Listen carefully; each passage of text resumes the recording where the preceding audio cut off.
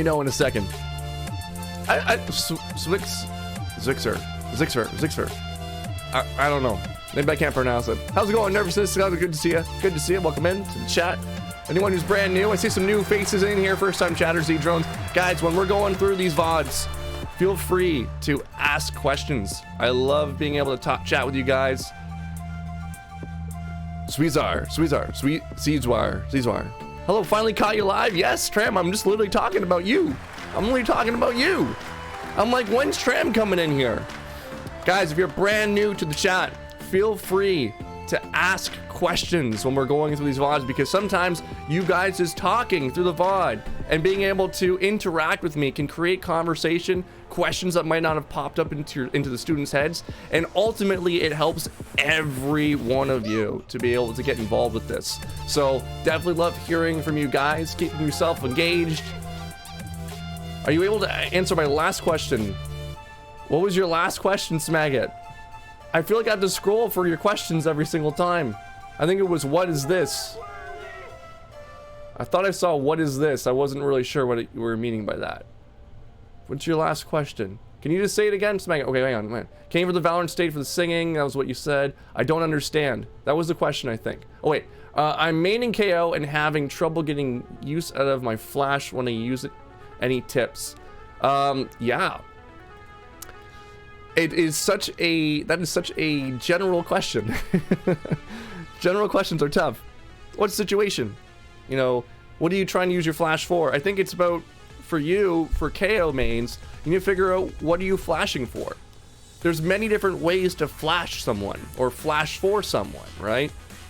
With the new update, your flashes should not be for you, it should be for someone else primarily, right? Now, what is the function of your flash? There's many functions. For example, you want to try to blind someone. That's a simple one. Everyone understands. You're trying to blind someone. So typically your way that you're going to flash is through a pop flash. And the way that you get the pop flash to work for you is you need to go into a server and time out the exact moment when it explodes. You have it in your head. So when you're angling it, you know that it's going to pop in front of someone's face. That was the intention, to try to blind them. Other ways you use a flash is to stall out people. So let's say, for example, I know someone's coming B connector on Breeze. If I toss a flash towards them, that might slow them down from running into the site, right? I might want to make them turn away. So if I make them turn away, I want them to see the flash bouncing. I want them to hear it. Like, it's a very telegraphed flash. Nothing wrong with flashing like that, right? Because if they see it, what are they going to do? They turn around from it more often than not. If they don't, then you're going to kill them anyway because they're full blind, right? Now, the other ones that you might want to use, if you're going to be flashing for yourself, which is a rare occasion, you want to be able to find specific angles where you can line of sight that flash. So if we're going to use Breeze again as another example, I don't have my Valor plant up. Let me pull it up here. One common one that I use when I'm in the back sight and I'm flashing towards McDonald's, for example. Here it comes. So if I'm over here, let's say I'm KO, I'm over here, and I bank this flash off of here to land here, so that when I'm peeking with it, I'm not blinded by it, but anyone in this area will be blinded by it. So I can take that fight freely. Does that make sense? I want to pop and do it, and no one is there to get flashed, and I feel like I just wasted it. I mean, that's going to come from mental projection too, right? And mental projection is simply, if I know that there's two on site, there's one here and two here, we kill both these two guys, how long is it going to take for this person to get to here? And that's when I know when to toss a flash behind here so that someone can peek out like this onto that person, right? So it's very, why is everyone ascendant? Oh. Am I, everyone, oh dude, yeah, honest to God. It's funny that you say that, because it seems like every single session that I work with, I have Iron 3 on here. I have everything activated. Every single session, every single student rank is Ascendant. I'm only working with Ascendants here. Ascendant is like, actually, I think it's my most common rank. And today I've got a Platinum 3, Immortal, Ascendant, and an Immortal, I think. It might be 3 Immortals. So we got some high level VODs today. But yeah. Okay, and thank you for reminding me, NJ99. Thank you for reminding me. Guys, before we get into this VOD review, I owe a shit ton of push-ups already. 1, 2, 3, 4, 40 push-ups. 10 push-ups for every sub. I'm bronze, so teamwork isn't a thing. I mean, I guess you get a flash for yourself, but there is teamwork. You can detect when you can flash for a person. I do it all the time. All right, 40.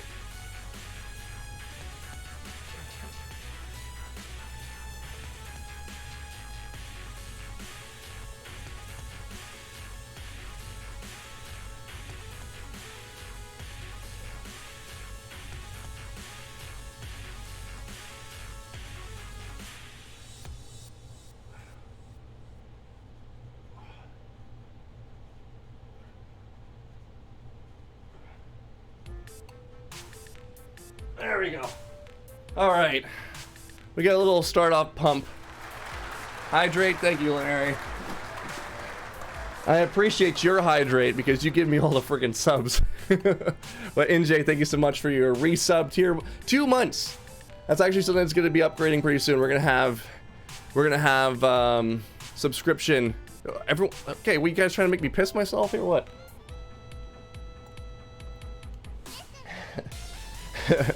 We're gonna have subscriber badges very soon, so excited for that.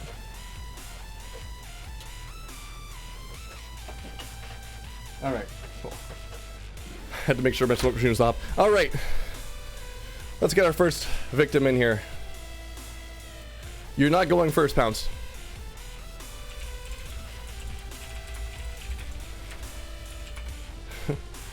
You're not first. You're at 3 p.m. All right, we're gonna get you in here. The first question I'm gonna have for you is how do you pronounce that? Give you a call right now. Hello, how are you? Hello. I'm good. Excellent, excellent. So, first and foremost, how do we pronounce your name? My name is Edward actually, but the Okay. Aka name that I'm using is like Shuzar. Shuzar. Okay. I'm gonna go with Edward. Yeah, it's much easier. Much easier. Edward, tell us a little bit about yourself, how long you've been playing, what are your goals, and what do you struggle with the most? What do you feel you struggle with the most? So basically, I've been playing since beta, but then I quit the game because I was still into CSGO a lot, Okay. right? And after that, in season 1, I gave it another try. I was like, okay, let's try this out. Let's see how it works. I was playing mostly Jets, like the basics, Jet, Brim, and the Sova when season 1. But after that, after new agents got released, I started to get more into like Sky, Bridge, and also Chamber. But Chamber are the last act, so So mostly Initiator and Sentinel. yeah, Sounds like. basically. Okay. I was duelist mainly when I started, but then I was like, initiators are for me, man. Initiators for you? What is it about Initiators that like you fall in As love you with? can literally, the initiator has the most important role for the duelist, since you can open so much space for your duelist, right? Yeah. Because your utility are literally for the duelist to open side. Yeah, you are an enabler for your Yeah. duelist for sure. Yeah, you take away. This is what a lot of people don't understand with their roles is that the controller and the initiator are so important to the duelist. Like you cannot go in without that. It is possible, but it's so difficult when you don't have that, right? So for someone like a Jet going in, not having a KO flash or not having smoke set up, it's just like you're going into a million different angles and being shot from so many different sides. It's ridiculous. So having a good coordinated initiator and a good coordinated controller, if you're doing like a triple stack for ranks, that's fantastic. It's really good. So what do you feel you're struggling with? Right now, because this was a diamond lobby, right? I was like peak immortal 1, almost immortal 2 by Okay. 2 points. Okay. Into Act 4. I mean, yeah, Act 4, Episode 3. but I dropped off so like quickly this act because I was like rage queuing, and that kind of threw me off a lot. And what are you right now? What rank? Diamond 3, 99 points into Ask 1. Diamond 3? Okay. We'll give you Diamond 3 then. I was going to give you Immortal 3 there. So I'm like, okay, there we go. So we'll go Diamond 3. Cool. Yeah. I thought this was a Plat VOD for a little bit. I wonder why it was like that. I think it was something that you said at the beginning, but okay, cool. So Diamond 3. Great. What do you think has caused you to drop so low? Is it just because you haven't played a whole lot since, or? I've been rage queuing most of the time, and even though I was like trying to be like super nice to my teammates, I was like losing games.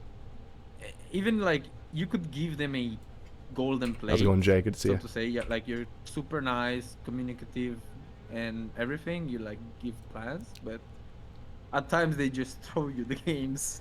Right. Yeah.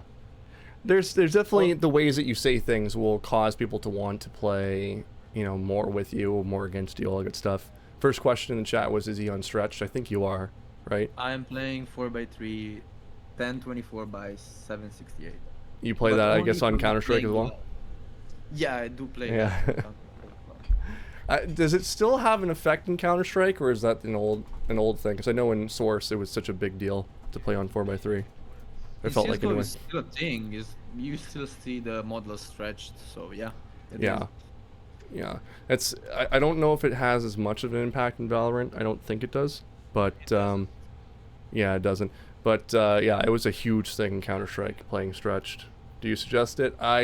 From what I understand, playing stretch will actually ruin your performance a little bit. This is coming from Coach Trippy, so of FaZe Clan. He was saying that there's something that happens with your FPS. It just kind of makes it a little bit worse. Now, okay, so I want you to settle this for me, because on TikTok all the time I hear Frankfurt servers are like the hardest server in the world. What's this all about? I don't think it's just a myth. It's not something. Okay.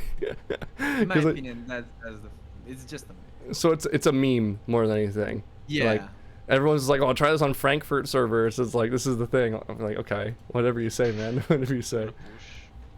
Yeah, It got to the point where I was gonna be Don't- like, I'm gonna rage queue onto Frankfurt and prove everyone that I could still get Immortal. I was about to, because like I kept getting this shit all the time on TikTok. It's like, oh, I gotta do it on Frank. I gotta do it on Frankfurt. The only thing that people might not say about Frankfurt is that yes, you get a lot of Turkish people that shouldn't belong in Frankfurt servers, but if you communicate with them like properly and not rage or like scream at them, they're gonna be the most sweetest players you could ever get. Nice. Like nice. literally. Yeah, you know what? I find that with certain parts of the world, like I've worked with many different race, religions, everything, like nationalities, and I find that some of the nicest people come from like Egypt, come from Sweden, come from like I have all these different varieties of people. I'm like, wow, you guys are awesome to work with, and it's fun to work with. So I haven't worked with a Turkish guy yet, or girl, so I'm looking forward to eventually doing that as well. But yeah. So that's the other question too, is how often are you guys not speaking English in these games? I guess you said you have multiple languages that you speak, right? I can speak about 4 like fluently. That's I'm awesome. Starting to learn my 5th, which is German for my wife. Okay. Very She's nice. German, I'm Romanian, so I have to learn that as well since I want to move to Austria. Nice. I'm gonna be going to Italy in August with my girlfriend. And this is my first time going to Europe in general, so I'm excited to visit Europe for the first time. All right, so let's get into this, Edward. So you've already mentioned one thing that I want to cover, which is your rage. Right? Yeah. And have you seen all my TikToks about rage and how it affects you? Not all of them because it popped out of the sudden. I was like, okay, let's try this out. It might help me out. Because I was like, the problem with me it was I got to Immortal. Why can I not reach it again? Like my mind was like, am I doing something wrong? And yes, I was like blaming myself for like raging at teammates and myself most of the time. Mm-hmm. But second was like, am I not communicating enough? What am I doing wrong? Am I picking these angles wrong? Am I holding it wrong? And stuff like that, which is common sense, right?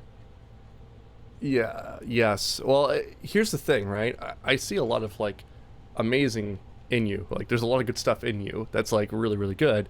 And then there'll be moments in time where I think you let your emotions get away from you. And your emotions can affect you in multiple different ways, especially anger. Anger actually will bring your ability to raw adjust, aim, all that good stuff, any fine motor control skills down about 80% of its effectiveness.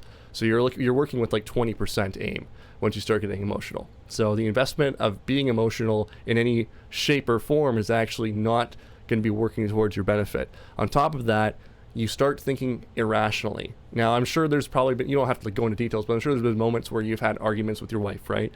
And how many good conversations would you say you've had when you were angry at your wife? Has it always been kind of bad and you wish you didn't say that sort of thing? Or has there been times where, you know, you've done something that you wish you hadn't done when you were angry?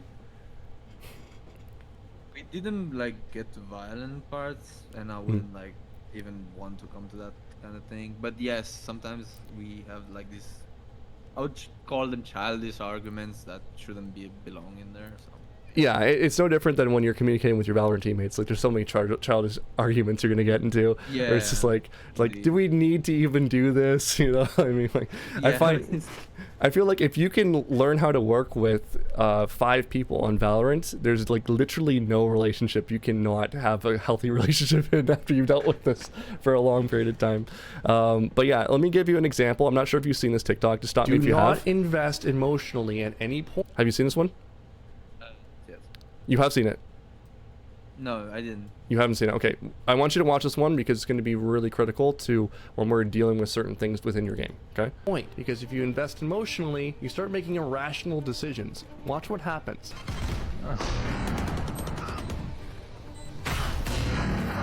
Wait, what? How did Fade not die? How did Fade not die? As soon as you get angry, you make irrational decisions. In this situation right now, okay, you missed the ults. You still got impact. You still held off the bomb timer for at least another 7 seconds, which was great. Wait, what? So just tuck yourself right against this wall and stay alive. Yeah. Instead, you started freaking out and getting emotional, What? and then How- you backed right Fade into not- Chamber, and Chamber's like, wow, thank you so much for the free frag. This is so nice of you. Father Jay, I'm gonna address Christmas, that one. Thank you. All it takes is a little investment emotionally to make you start thinking irrationally. And that's just one example. I've got many TikToks on this, right? So it's one of those things that you need to check at the door, right? And it's a normal human response to be angry and to get frustrated when something doesn't go our way. But there's a few objects and things that we need to talk about when it comes to this. And the first one is that not everything is going to go your way all the time. And if you're a perfectionist like me, that's pretty tough to deal with because we want everything to flow a certain way. And if it doesn't flow that way, we kind of get frustrated with ourselves. I'm not sure if you're that kind of person. But for me, dealing with that was one of the hardest things, right? It's still something I struggle with. You know, if I'm driving with my girlfriend and we miss a turnoff, I get frustrated because I'm like, okay, now just add another 5 minutes to my drive. When I should be like, well, this is actually 5 more minutes of me seeing another side of my city that I haven't seen before, right? So being able to control that element is so important. You know, what's good about losing a round? Let me ask you a question. What's good about losing a round? You can try to understand the mistake you've committed, and you can like try to find another route around it, so you don't. Yeah, so you have a learning opportunity. Beautiful. It's a good one.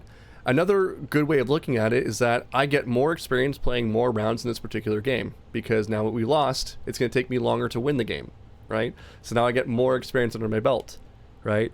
In terms of the learning aspect, I would rather make the mistake here than in a tournament worth $1 million where everything's on the line, right? So that could be another example if you want to go pro at some point, right? There's many different ways that you can look at it. It's just a matter of check yourself. Once you start feeling angry, slow down, breathe. And my best advice to you is always to counter with curiosity. Because when you counter with curiosity, you're opening your mind to what's called the growth mindset versus a fixed mindset. Fixed mindset means I've done everything right and there's no possible way that I could be involved in the issue of this round being wrong, right? And if you can deal with that, you're going to be more open to learning, which is a big piece. Okay, and we're going to talk about specifics on that. Now, Smagit, yes. First of all, Smagit, it does. There is payment for coaching. You can join the Discord. We can discuss it there, and we will see you soon in a little bit because it's you're heading out. And you can see. I know what you mean, but if you get lucky, you get good teammates on Frankfurt too. Apparently, Frankfurt is very toxic. Is that what you've experienced? Pardon? Apparently, Frankfurt is very toxic. Is that what you've experienced? Not all times, but sometimes teammates literally you can be the sweetest guy and be like, hey, can we try this? Can we try that? Or can we go A? Can we go B? They were like, no, F you. I'm gonna go my way. It is what it is. Sometimes that'll happen on all our servers too. All right, so here's our learning objectives, Edward. Things that I really want you to focus in on that might be causing issues with your ranking up. Okay, the first one is your mini-map awareness.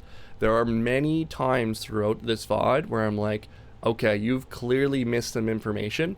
And I don't expect you to be perfect at this, but you can definitely, there's certain cues when you can flick your eyes up to different things like your mini-map or your kill feed and get an idea as to what's going on throughout the game. And the more that you practice it, the easier it will come. The crosshair placement that you have in this VOD is a little bit suspect as well. We're going to be talking about specifics when you do it a little bit incorrect.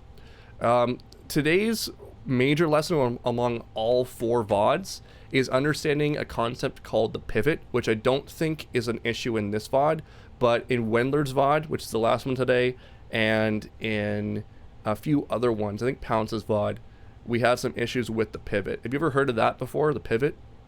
Never. This is the first time I'm hearing about it. Okay, so it's something that you might do subconsciously without it being completely conscious, right?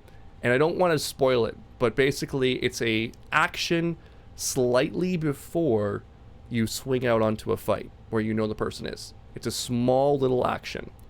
And it's something, if you watch a lot of pro players do, they do it instinctually. And it's the difference between missing your first bullet and having it go off to Narnia, and then having those bullets go straight, where you have 3 straight shots, typically in a burst, right? So it's a very important movement piece that I had to sit there and think about for a little while the other day, because I'm like looking at Wendler's VOD, and Wendler's here right now, and I'm like, there's something missing here. Like, what's going on? Why is he missing these shots? And then I went into a death match, and I was playing with him, and I'm like, that's what it is. So I'm codenaming it the pivot, right? Kind of like in basketball. So we'll talk about that a little bit. Positioning is another big issue, and I think all these issues come from emotions as well, because you start making some irrational decisions when you get emotional, as we talked about. But we'll take a look at that. Playing around the Viper ult. So the Viper ult is a very interesting ult because it has the ability to flip rounds on its head, both for the team that is using it and the team that's used against, right? So it's very important to figure out the best positioning around that ult. And then the last thing is the oh shit line, which is a very, very common thing I talk about all the time. Have you heard me talk about the oh shit line? Not really.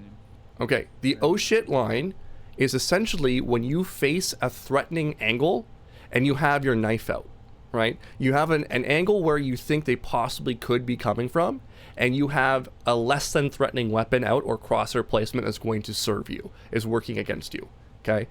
In this VOD, you don't get caught by it, but I'm sure there's been some times where you've been caught with your knife out based on what I've seen here. Has that ever happened to you? In the past, quite a lot of times. Now it happens like rarely. Yeah, once you start getting punished by it, you learn the lesson through pain. I'm going to try to relieve some of the pain for you. And when they're not, you didn't get exposed, my friend. Everyone does this. And it's happened. I wish I'd covered this concept earlier, but it took me deathmatching you to understand. I'm like, oh yeah, that's something that I do. Okay, so the first thing I want to talk about right here, guys, is the reason why I thought this was a lower rank VOD than it is if you look at the enemy comp right now. like damn. That is one hell of a comp. That's scary. When did even notice it? Yeah, go ahead. The person on the other team were literally ask 1 plus 2 players. They were what? Ask 1 plus 2 players. Silver 1 to Silver 2? No, ask 1 and ask 2 players. Ask 1 and ask 2. What's that? Ascendant. Oh, Ascendant. Okay. Okay. We call it ass in America. Oh, makes sense. They're ass players. Okay. Interesting. Okay. Now, here's the thing, right? With this comp, it's not death, right? There's a lot of people that say, like, well, like, if these guys are queuing up and they're not queuing together, and you see that comp, they're probably all like, well, I guess we're just throwing this game. Well, it's not true, right? If we were to look at this situation, do we have an initiator in this comp that they have? Not really. They're fully duelist. I mean, technically, if you know how to use Neon properly, yes, you could use it as an initiator in quote, but I wouldn't like anchor in it too much. All right, chat, we're gonna help him out. Who is the initiator in that comp? There's 2 initiators. There's 2 initiators. Who are they gonna be? Not Jet. Reyna. Reyna's 1.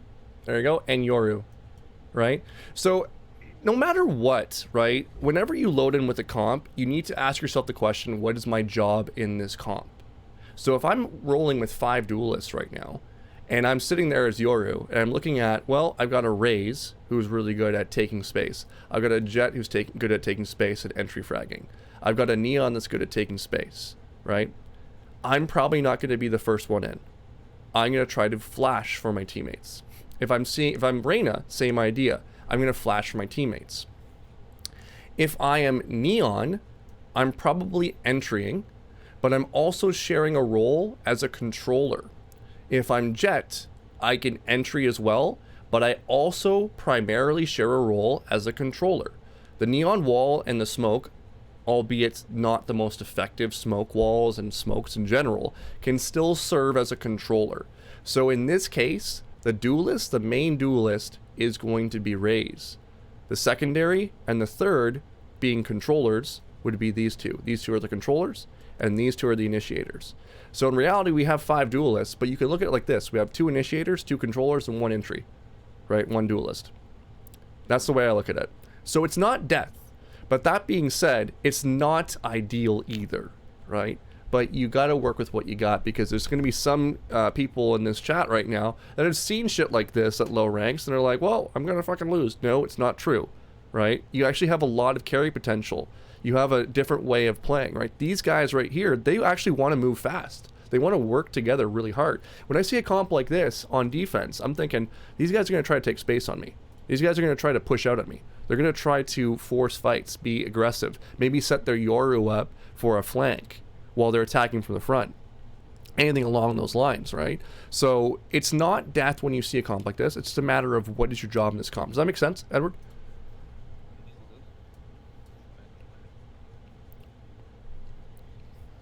Okay, so those are the main lessons. I want to say before we get into this game is a clusterfuck, right? Because of this primarily, I would say, because you're going to play a little bit differently. But it's also a bit of a clusterfuck because we get emotional, and there's some other things that happen within it that make it kind of a little bit hard to control and handle. The game gets away from us a little bit, and that's sort of what I mean by that. So in this first round, this round is what I said is out of your control. Go ahead, you have a question? No, I didn't. Oh, I thought I heard you there. Okay. Is this game before or after 5.12 patch? I think this is in before. Before the pre-nerf. Okay. Okay, so it's before the pre-nerf of trainer. So Where are you from? Just guess, bro. there's something going on here. What is going on? I have you here. I am at this point. Oh yeah. Okay. Let's go back. I was just reading my notes. So the first thing is that you have Are we racist? what gun? I can't remember. Let's Let's take a Where are you look. from? guess. You have a classic. You have classic. Okay. So you're about to throw this knife. How do you feel about this knife? From? Guess. I am overexposing myself for no reason and literally suiciding. Yeah, and we do it a lot, right? So Yeah, I do it.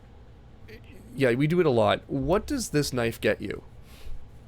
Information into right pyramid, or people like to call it right TT, but Okay. So I'm just basically looking at it as a value, situation.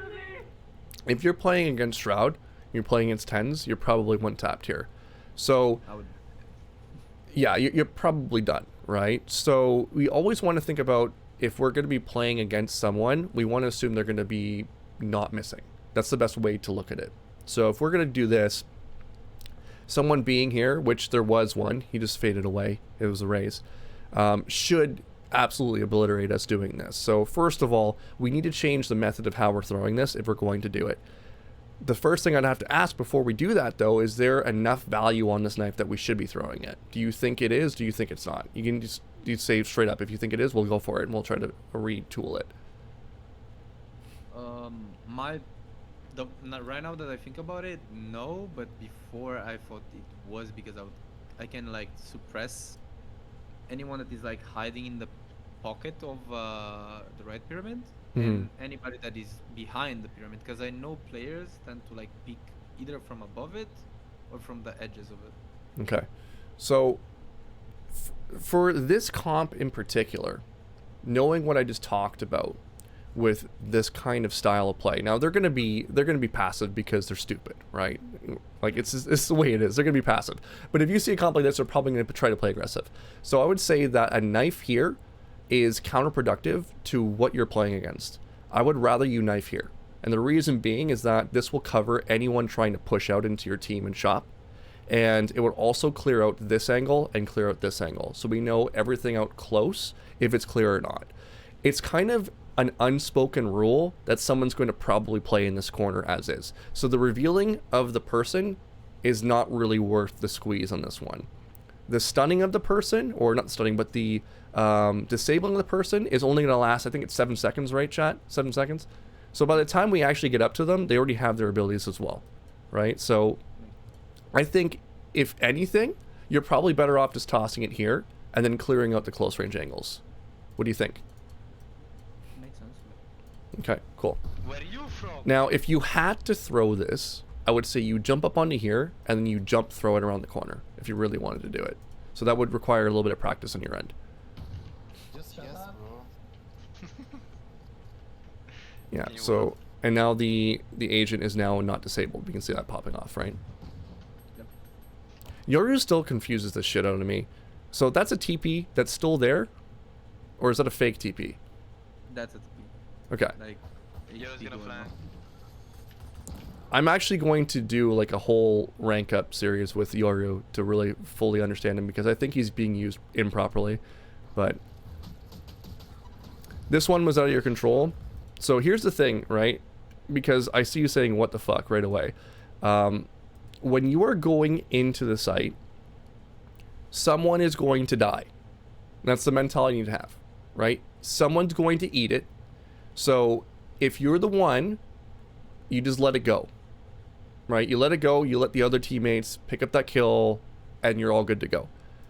Yo's gonna flank. You're more than likely going to see one person die. In this case, it's going to be you. So it is what it is. We move ahead and just let it ride at that point, because we don't want this to start affecting our mental right away and start bringing us in a downward spiral. If you can get in there and you're the first one in and you get a fantastic kill, that's great. You know, it happens. I would almost consider that a bonus, because the first person going in is probably going to be capped. The second person is going to end up trading. And that's usually how a round will roll out at a high level anyway, right? So the worst thing you can do is set yourself out on this downward spiral of negativity, okay? And I don't think that's what's causing this, but I just want to make sure that we cover all the bases while we're doing this. Make sense? Because you're breathing pretty heavy right now. Right, let's listen to this. I was not frustrated. I was just like surprised that I got like shut down to the wall. You were surprised you got sprayed through the wall? Yeah. I was like, okay, fair. Yeah, it happens. It happens. There's nothing you can do about it. Rebby, how's it going? I mean, you'll remain all of a sudden if he's... I'd love to be good at Yoru. I feel like he's the best flash as a duelist. Honest to God, like, I feel like he's very underrated. I don't think people understand how to use him. Got, like, You need to be big brain for him. melted by the ghost of the neon. See, like, okay, so I think you're lying to me. I think you're lying to me. I think you're really frustrated, because this would not be even in your conversation point right now. It's okay. It's okay if you're frustrated. It's okay if you're angry, right? This is now buy phase, and one of the most important lessons I've taught someone is when you're in buy phase, everything that's happened in the past is now in the past, right? Don't look at this shit. Don't look at this shit. It's now a new round, right? We're playing this particular round. What do we want to get out of this round? That's all that matters. That's the only conversation you want to have. This is the biggest issue and pitfall for a lot of players playing ranked because they're so stuck in the past, and you've got 30 seconds to set yourself up with a plan to be successful this round. This is the only thing that matters. You must stay present at all times, right? So it happens. You can't control it. We move on, right? This is part of understanding that confidence is a big piece in this game, right? And confidence is understanding that not everything is going to go your way all the time, but knowing within yourself that you're a good player and that you can overcome the issue that comes in, right? This is a very random game. We just saw it in that last round. You got sprayed through a wall with a ghost. Shit happens, right? We move on. Because if you just keep letting it sit there, well, that's only serving the other team. It's not serving you, right? Only. So in the body. Does that make sense, Edward? Makes sense. 130. Can we not play 5 in? Okay, see, you just repeated the same mistake, and you're also talking about what happened in the last round. Don't worry about it. Amen. Just play it out. Can we like go to mid maybe? Oh, yeah, music was on the background. Now, here's the thing, right? I get this shit on TikTok all the time about things that you should be calling out. And they're like, well, they should just know. Well, they should, but it's still your responsibility to call it out. How many people are on A? 4. You say 4? You mean the enemy team? The enemy team, sorry. Yeah. I was like, 4? Well, maybe I missed something. Let me go back. It's like, damn. Yeah, there's 2. And they're both disabled. They're both on the right-hand side. All right, so just calling out 2 on A, just throw it out there. It's a good practice to be into, get into, because sometimes people don't look at their mini-maps. Sometimes people don't look at this stuff, you know, just to be able to remind them, hey, I see 2 on A. So when I say 2 on A, I'm thinking probably it's a 2-1-2. That's my immediate response right away. We'll find out in a little bit. But we want to have that in our mind because it's going to give us an idea of how they're playing. Even the rounds when we're on eco, if we can start developing a mindset and a tendency to read what they're doing, it might help us in future rounds on how we want to set up our strats. Okay. So this is this is actually borderline oh shit line, right? Because we're now a few seconds into the game, right? 14 seconds.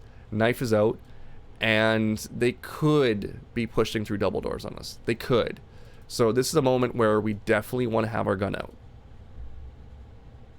What the Like even here, there could be someone here. In fact, I think I hear someone jumping around here, which could mean they could be here as well, right? So you're just pulling out your gun now in animation, and you've exposed yourself to 1, 2, you know, potential angles. A third one on the left-hand side, become that one too. So it's just like this whole area is danger zone. This is the oh shit line. If we were to draw an imaginary line in front of you, this is where the enemy's coming from that we know of. Okay? This line right along here. That's where they're coming from. So if we have that in our mind, if we're facing that line, that invisible line that will move throughout the entire round, you should have your gun out. fuck was that across my screen? Yeah, and I wanted to make... Yeah, there we go. Perfect. So they were in mid. I wanted to make this point too. Thank you so much for that, Sir Pounce. We have bomb alone in mid with 4 here. I would just drop this bomb here towards the big group before you make any lurking plays. Okay? Because if you die, the round's over. Jet is mid. Jet is mid. What were you going to do there? Were you going to flash and then peek? Yeah, I was about to pop it. Where were you planning on flashing? Right click it. Like a Counter-Strike flash, basically. Okay. The right click, do you know about the effectiveness of the right click? And how it's slower? Or not as much? Yeah, it's just slower. Okay. A lot slower. So, Smagit, I'm not sure if you're still in here. Let's talk about flashing. Couple ways you can flash this, right? You can right click it. You can toss it high over the wall and then peek with it. You could toss it behind you with a left click and then peek with it. Anything along those lines if you wanted to do it. Why'd you hesitate? Why'd you change your mind? Because I didn't many like peeking from there. Since I was like, my mind when I'm playing these games is like constantly watching the minimap. Submit, That's why I submit, have submit, the submit, minimap submit, submit. checked. Okay, sorry, I need to turn you up a little bit more. Yeah, in a second. So I've said I have my minimap that big because I'm constantly watching my minimap most of the time. So I didn't want to flash and peek because I didn't know how many of them there were. Yeah, so the entire time you were in mid here, we're going to talk about oh shit line again. Where is the enemy coming from? From behind. Here, here. 2 mid and 1 cannon. Without even knowing that they're in cannon, because we didn't know at this point. All I was thinking of is you're exposed to this threat and you're exposed to this threat beside you on your left. Yep. Right? There's always a chance they could be there. So that line is constantly moving. So you're actually exposed to the oh shit line to your left. Right? So this is something to think about as well. But that was really good, really good trigger discipline, as Mystics was saying. I'm surprised they didn't clear you, knowing that Jet saw you go to the left. Doesn't make any sense to me. Like, I think anyone else, like, it doesn't matter how much trigger discipline you have, they should be coming around the corner shooting in the face. But it is what it is. So this is really good. I like what you did here. Now the thing is that I probably would have gone for both, considering the numbers, right? So it's a 3v3, but you could have made it a 3v2. Does that make sense? Yeah. Were you trying to go for a third there?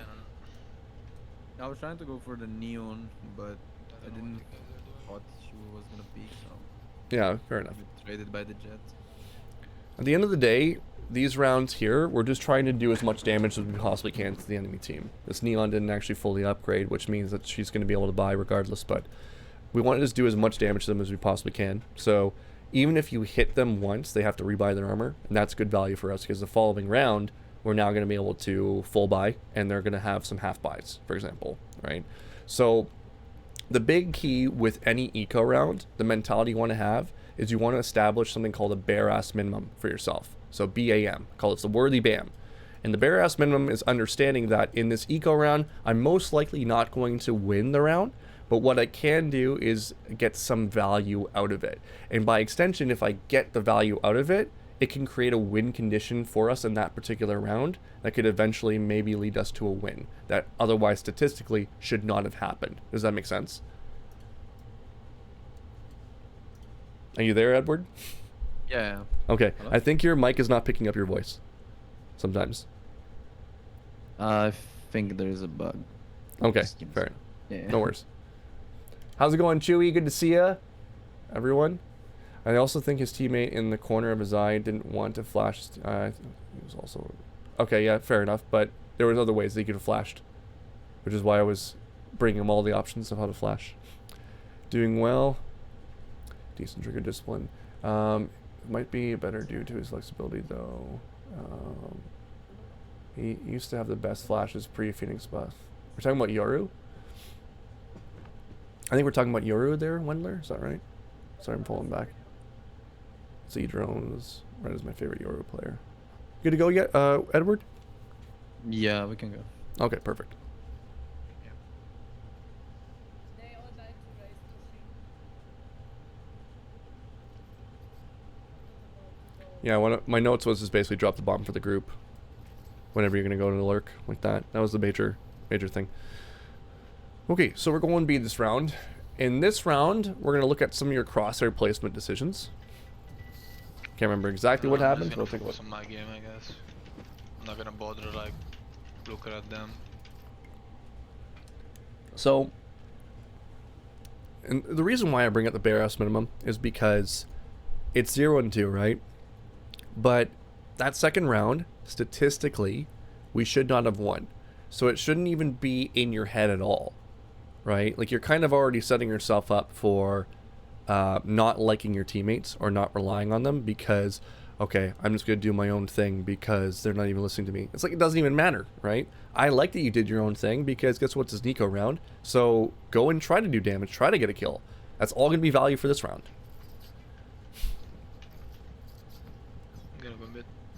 Actually, Yeah, yours is a big threat, Pulse. That's for sure. Okay. What was the knife for? It wasn't the smartest idea, but I wanted to spot the pocket of B. Okay. People tend to hide in there. Okay. Yeah. Okay. Sure. I'll give it to you. I was gonna say it might be a bit too early to do that. I was wondering if you wanted to maybe throw it here to cover the main entrance as well, because I only think a little bit of it's covered. I could be wrong. It's hard to see. But yeah. Okay. Cool.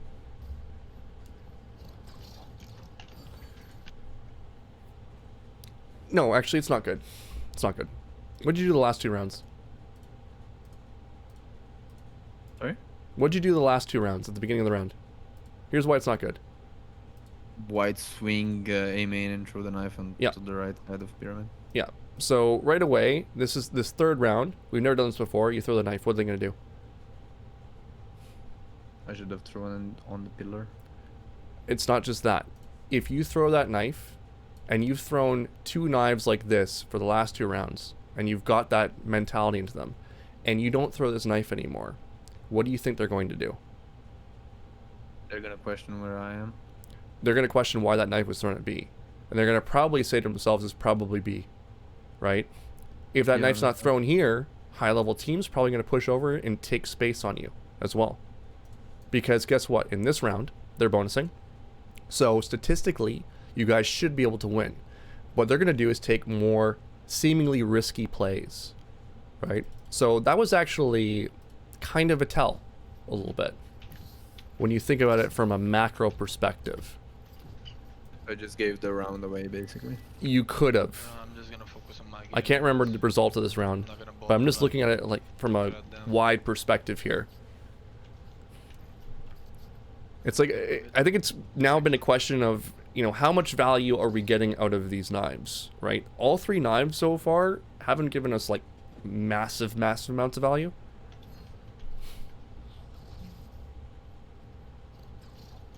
Like, I would even prefer you. Okay, we just peaked 1, 2, 3, 4, 5, 6, 7, 8,000 different angles with the utility, which is also another oh shit line sort of thing.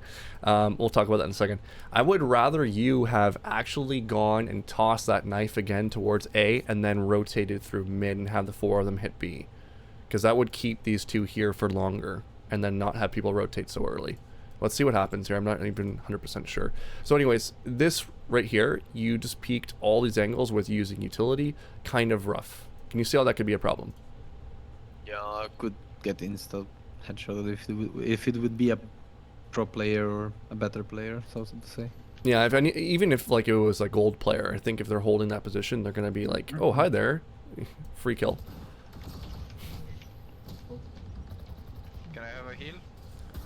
There was a moment in time where we ended up freeze framing there, and I saw both the Euros on minimap. I'm like, I was going to ask you which Euro do you think is a real one, but yeah. Sage? I tend to shoot at both of them, to be honest with you. Can I have This a heal? this is a weird sequence because you're asking for a heal. Yours a little, or sorry, Euro. I got him in my head. Sage is a little bit far right now, and you're in the smoke. Sage? There's shit going on. I'm just it seems a little weird to me personally. I would rather see you just like get to the corner here and just chill and wait for the Sage to come in. Okay, so let's break this down a bit. So the crosshair placement here. We don't have sight control. We don't know where they could be. And currently we're sort of staring at the decor. Okay? There is times when you want to be doing this, for sure. Right? If I were to give you an example of when you want to be doing that, it's when you are pretty much under no threat. So for example, if we're going here, actually you're going to mess it up here too. Where's the first fight you're going to take? What's the first fight you're going to take? Elbow? No, definitely not. There's no, I mean, if Neon runs down, sure, but you'll hear Neon doing that. The first fight you're going to take is A main if someone swings it. Now, I know that there's 1, 2, 3 people here, but let's pretend that they're not there. The first person you're going to be fighting is going to be A main. Okay? So just look at your crosshair placement. See how you're wrapping around and you're kind of looking at this wall here? You actually should have been looking at this wall behind you and then swing out. That was when you want to have your crosshair placed to it, to like swing on someone, right? In this situation where you're going over here, there's too much of a threat that this space has not been controlled yet, that your crosshair placement should actually be wide of the wall. Okay, so it should be here to catch someone who might be swinging out onto you. Sounds. Okay, so as you're coming out, there's a few other infractions. You're clearing this in a diagonal. It's a big no-no. If you think there's someone there, it should always be one direction key. In this case, it should be direction key to the with the A. It should be one direction key as you're clearing it around. Okay, if you hold 2 direction keys, things get a little bit messy with your peaks. Okay. God, Yep. man. On top of that, what abilities do we have? 2 flashes. 2 flashes. You could flash over here and then push in. You could flash high and look away and go in. Like there's anything. You can throw any kind of flash right here. You're also in the site, and look at where your team is. Everybody's behind. Yeah, this happens a lot, right? And who knows what's holding them back from doing this, but just giving them a call that I'm pushing site, follow me, stack on me, stack on me. Just give them anything. You know, yesterday I was playing a quick play with Dark. I'm not sure if Dark's in here. And I was telling the Rays that I was playing with, who was on B-side and Pearl, I said, Rays, I'm swinging this. I'm swinging connector. 3, 2, 1, swinging. And then I swung, and I shot the guy. And then the other person, someone kills me. So the person I'm shooting at kills me. And the Rays is just watching me. I'm like, Rays, you're really just going to let me fucking do that alone? Come on. Like, it happens. But the point being is that if you're vocal about it, you're giving them the chance to be able to play off of you. At least you're giving them that opportunity, and it's a really good habit to get into. So they might not do what you want them to do, but at least give them the opportunity to be able to do it. Okay.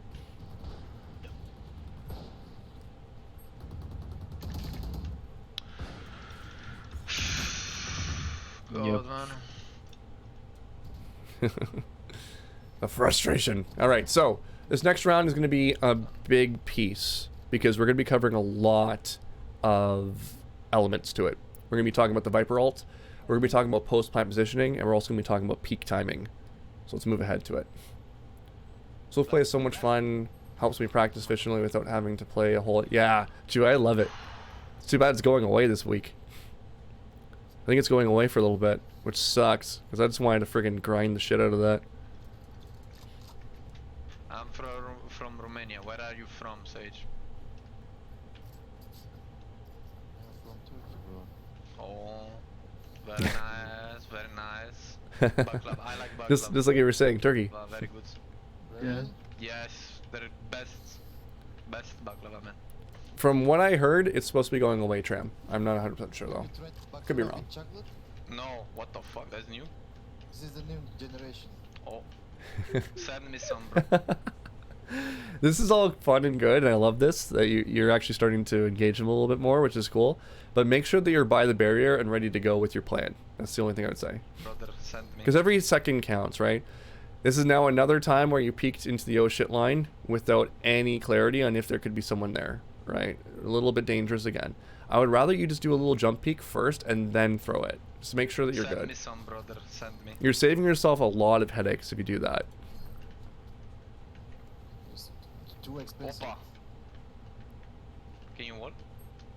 Just to enter site. I'm flashing. Flashing. 1, 2, 3. 1, 2, 3. Cool. This is good. Alright. Pathing. This is the problem. This is the problem. I would rather you go left. Okay? Think about it like this. You're about to go in here. Let's get to this position. Let's look at Velo Plant. This will make it a little bit easier for you to really put in perspective what's going on. So we got a Sage Wall. Let me... Where's Sage? There you are. We have a Sage Wall. I'm going to rotate it here. Okay? You flash over here, and then you move yourself to this position. How many angles are you exposed to when you go that way? At least 5 to 6. 2, 3, 4. Yeah, like maybe even 5, right? If they come that way. But you get the point. You're dead. You're fucking dead, right? If we're to think about this as an oh shit line, right? Your oh shit line has now become an oh shit circle because you're dead from every angle. So when you're going into the site, whenever you're entering, you want to think about what's the path of least resistance and how do I keep myself in front of the enemy? How do I keep the enemy in front of me? We don't need to worry about anyone here because this wall is taken up. We don't need to worry about anyone peeking us from here for a little while because you flash and all that good stuff. So if you go here, they can only be in front of you until you get to this point where there could be 2 sides. So that's usually where you want to toss a flash somewhere so that you're able to cross there a little bit easier, and then you can move in and take more space. Okay, so let's see how this plays out. Where are you? There you are. So you have to forcibly clear that? Yeah. Who's gonna lose? Okay, so as soon as the Viper ult goes down, I'm a little bit worried. And the reason being is that the Viper ult's going down where it's a 5v3, right?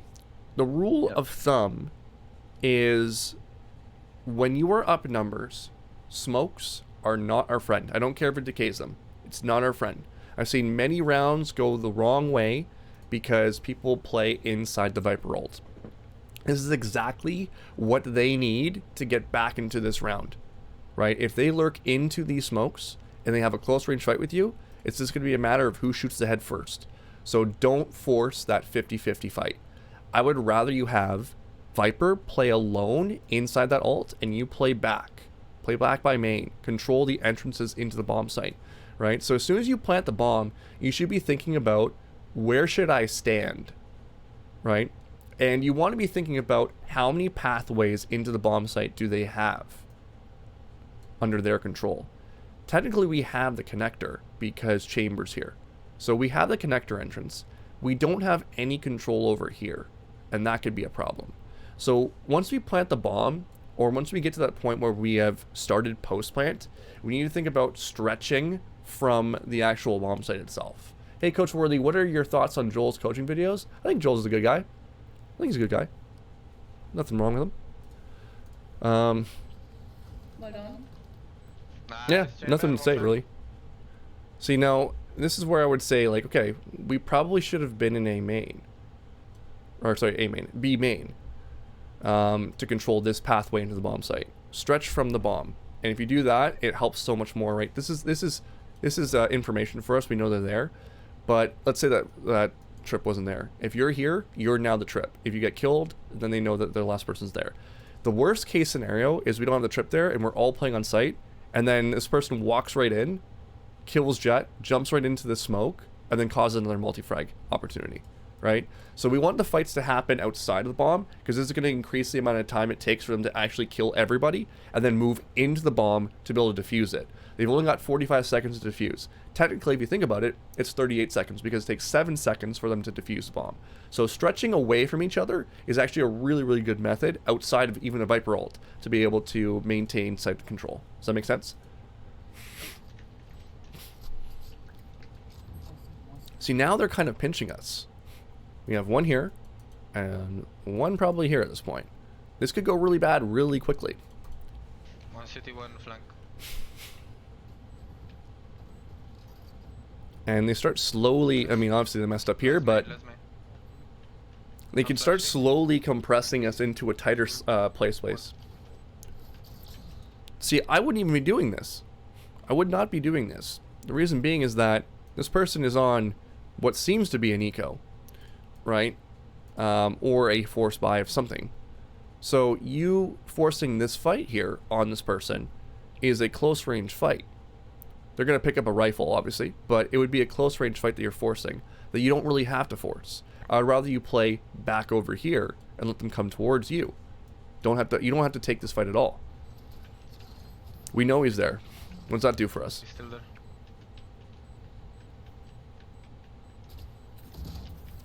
is a fight that never should have happened. It's just that simple, right? You let them come to you. Don't let them force the issue on you, right? Sorry, don't force the issue on them. Let them force the issue on you. Don't force this fight. Let them come towards you, make the fight easier for you. I would rather you be feet up on the beach, relaxing with a pina colada, and just winning the game, versus you like working in a warehouse. You know what I mean? It's like two polar opposites. Take it easy. You don't have to force these fights. Does that make sense? Yep. I shot. I fucking move like a parrot. You moved like a parrot? Run.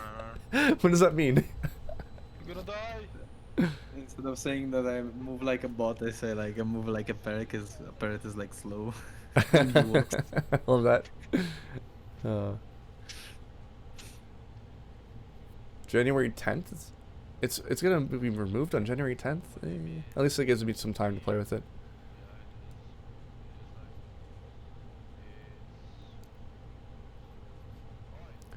Alright. This round, we have some miscellaneous things. Some things that just happened, and I'm like, yeah, why did that happen? So we're just gonna ask you questions throughout this entire round and see where your mindset is.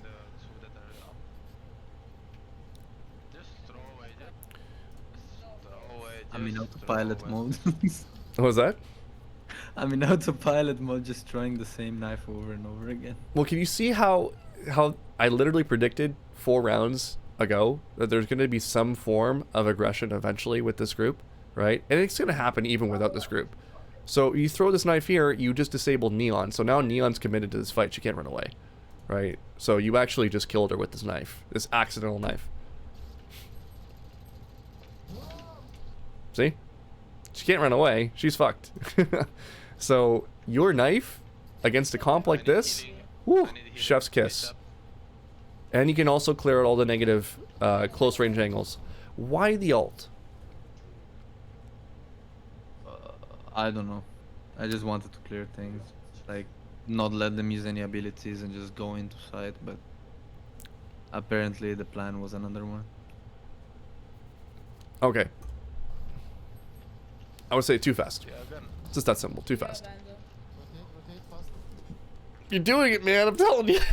Sooner or later, you're gonna get shot in the head, and you're gonna be like you're gonna be like, oh yeah, that's what Worthy was talking about. This is a big no-no. Okay. I see, and this is no offense to you, but I see silvers and below making this mistake. You're not allowed to make this mistake. All right. You're not allowed to make this kind of mistake. You need to start jump throwing all your utility. Jump throw your utility around the corner if you really want to throw it. What does this nade get you? Nothing. Literally nothing. Like, We it need doesn't bring any value to the game except for like not letting him peek from the right. I guess. We need value from our utility. Value. Right? Okay. There we go. Finally happened. But yeah. Close. You say sorry too. That's funny. On the left, on the left. One little Shop, thing two here. people shop. It's on the... Let's see. Okay. Rotate fast. Okay, yeah. So this is a really small nitpick, right? But I need to make sure that you're not doing this, because I see this happen all the time. It's not mine. There's nobody here, Jay. I think it's on his end. I think he hears someone in your microphone, in your room, something like that. Yeah, it is. It's your wife? That's my sister. Sister. Okay, cool. All right. So this is a small thing, but I need to nip this in the butt before it becomes an issue. There should never be a time you're not facing the enemy, facing towards the enemy. Okay? Like, there's nobody who can be here. They can only be behind you. So you're giving yourself 0 chance to shoot back.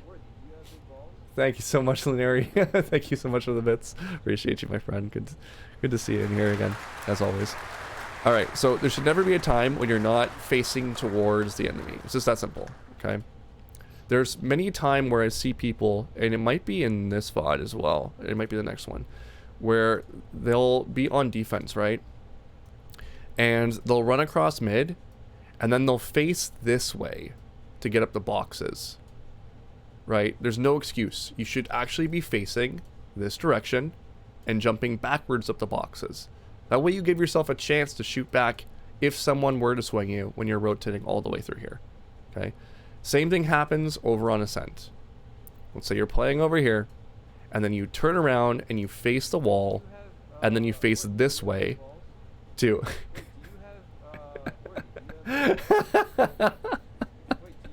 Yes, that's exactly what it says. So as you're going back around, you're not facing the enemy, you're not jumping up the box and looking towards here. Does that make sense? Yep. Okay. So there should never be a moment in time where you're not facing the threat, ever. Okay? Let's move ahead. So this round Screaming my lungs out. confuses me a lot. Let's see what happens. I'm excited.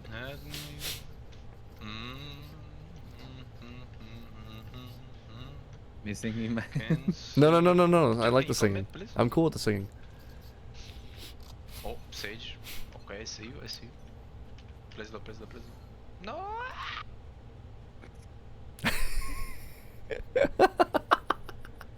Okay, I know what you're trying to say here. You wanted to lurk into the position, correct? I want to take space with the Sage on mid so we can like take a kill on either top mid or double door. Okay. And then move on and take space. And you on didn't A side. want to be seen, or you didn't want to be known that Yeah. you're there. Okay, that's where I'm going with. Okay, cool. I get that. I get it. I understand where you're coming from. I don't understand why you're staring at the utility. Why are we looking at it? This is called the Myron protocol. I've done this before, right? Where someone throws a nade or they throw the shock dart and they're like watching it. They're like, "Damn, look at that thing explode! Beautiful, right?" You're Myron it. Why? Why are you looking at the nade? Why are you looking at this ice blast? Doesn't make any sense. Because guess what? Your threat comes from your right. Oh, look at that. I would argue you are not ready for this fight at all because you're Myron Sage's ability. I understand you're pissed off. She's giving your position away, all that good stuff. But where is the threat coming from? Double doors. There is no reason to stare at that thing, right? There's no reason to throw off your positioning, your movement, your crosshair placement, all that good stuff. Because as soon as that little readjustment comes into play, you're not in the situation that you need to be, right? Yeah. Chewy says, we're all cats in the gaming world. We see something dangling in front of us, we chase after it. In this case, you were actually a cat. You're like, well, look at this thing. Wow, look at that. Right? It's shiny. I want to look at it. Don't. You need to focus on the task at hand. This fight here, I believe, is lost because you are not ready to take it. That's why I don't throw that, bro. What? Why were you blaming Sage for that? It was my fault. I should have like straight look into double doors. Yeah. Fuck yeah. That Sage had nothing to do with that, right? Here's the thing, and this is human psychology 101. Human beings do not like to be wrong at any point in time. We don't like to be wrong. It's not comfortable. It's not fun, right? So, and this, I do this too. I've done it before, but this right here is your fault. It's how do you take extreme ownership for what happened there? Yes, Sage gave your position away. It is what it is. Okay, but that is where you take extreme ownership right there. This is not Sage's fault. Sage is not controlling your keyboard and mouse. It's only you. Okay. That's why I don't throw that, bro. The Jet even says, "Shut up." Jet's not even part of that play at all.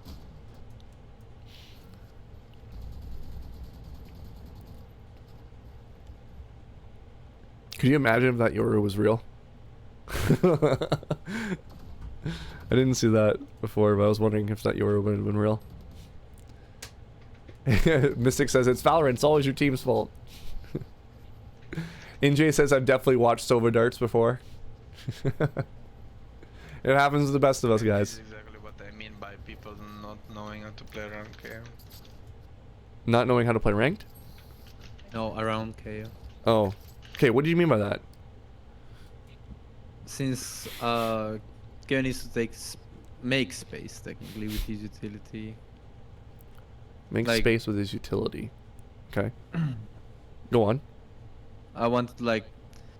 Usually, the way I think about rounds when I play initiator is like, I'm gonna throw either let's for example, I'm playing Sova. I'm gonna get a spot on 1 or 2 enemies, and I want the like at least the duelists to like take a bit more space on the map because they know there is nobody like holding the angles on certain spots. So people tend to like avoid like peeking or like taking risks unless there's like somebody revealing or like giving information about the spot being clear.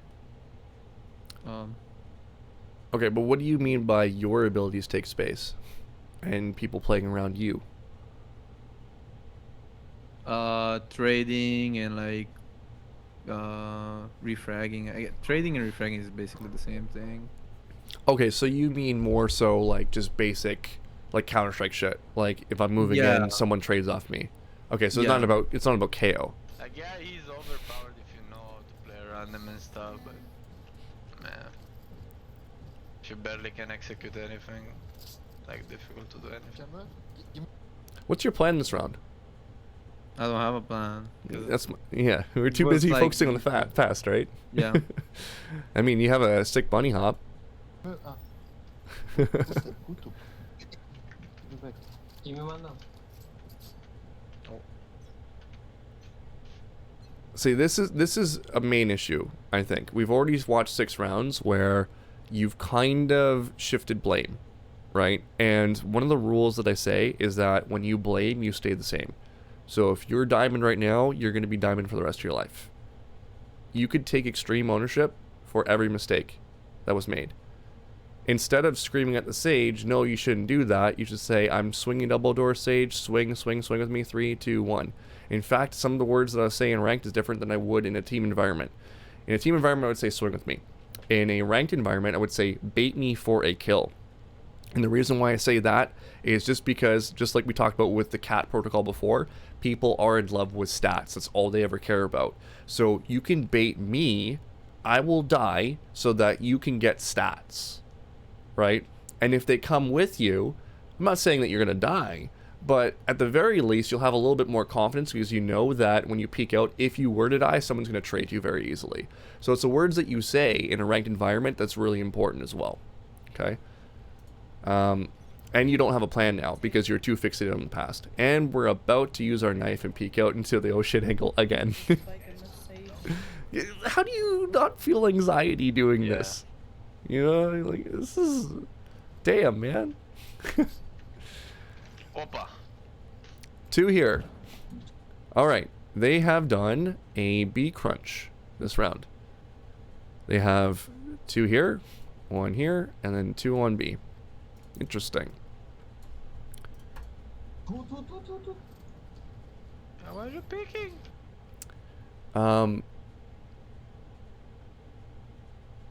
This is a really... Here, let me go back. This is where we've missed so much information, and it's like, it's confusing the shit out of me what's going on. But anyways, you just got 2 on B site, right? You see the last 3 towards here. We know where all 5 are. Two. And then you stare at this wall as you're rotating. Do you see anything wrong here? Me being exposed to like a, can I say that word? Yeah? A fuck ton of angles. Yeah, a fuck ton of angles, man. You're exposed to everything. Like, I'm terrified for your safety over here. You yourself revealed 2 people on B site. And we're constantly staring at the decor here. You know, we're admiring the brick wall here, the masonry, the craftsmanship of all these walls, right? That's all we're caring about. So I'm just sitting there going like, damn, you know, you got a mission. Your mission is to peek these guys on B connector, but by the way, Tens just took your head off while you're doing that, right? Yeah. 4B, go ahead. 4B go away. I like that strat, actually. Very good call. I like that. I think she's close already. You just heard her run away. You could be calming that. You could have calmed 2 on B, so this person wasn't just gonna peek them. What are you doing, Viper? We should be all going towards A.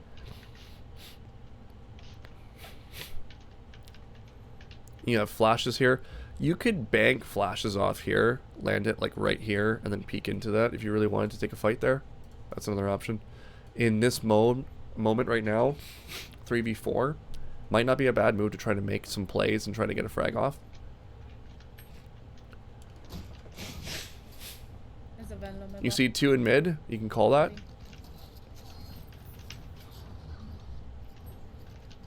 Guys, Kayo, what are you doing? hold What? on.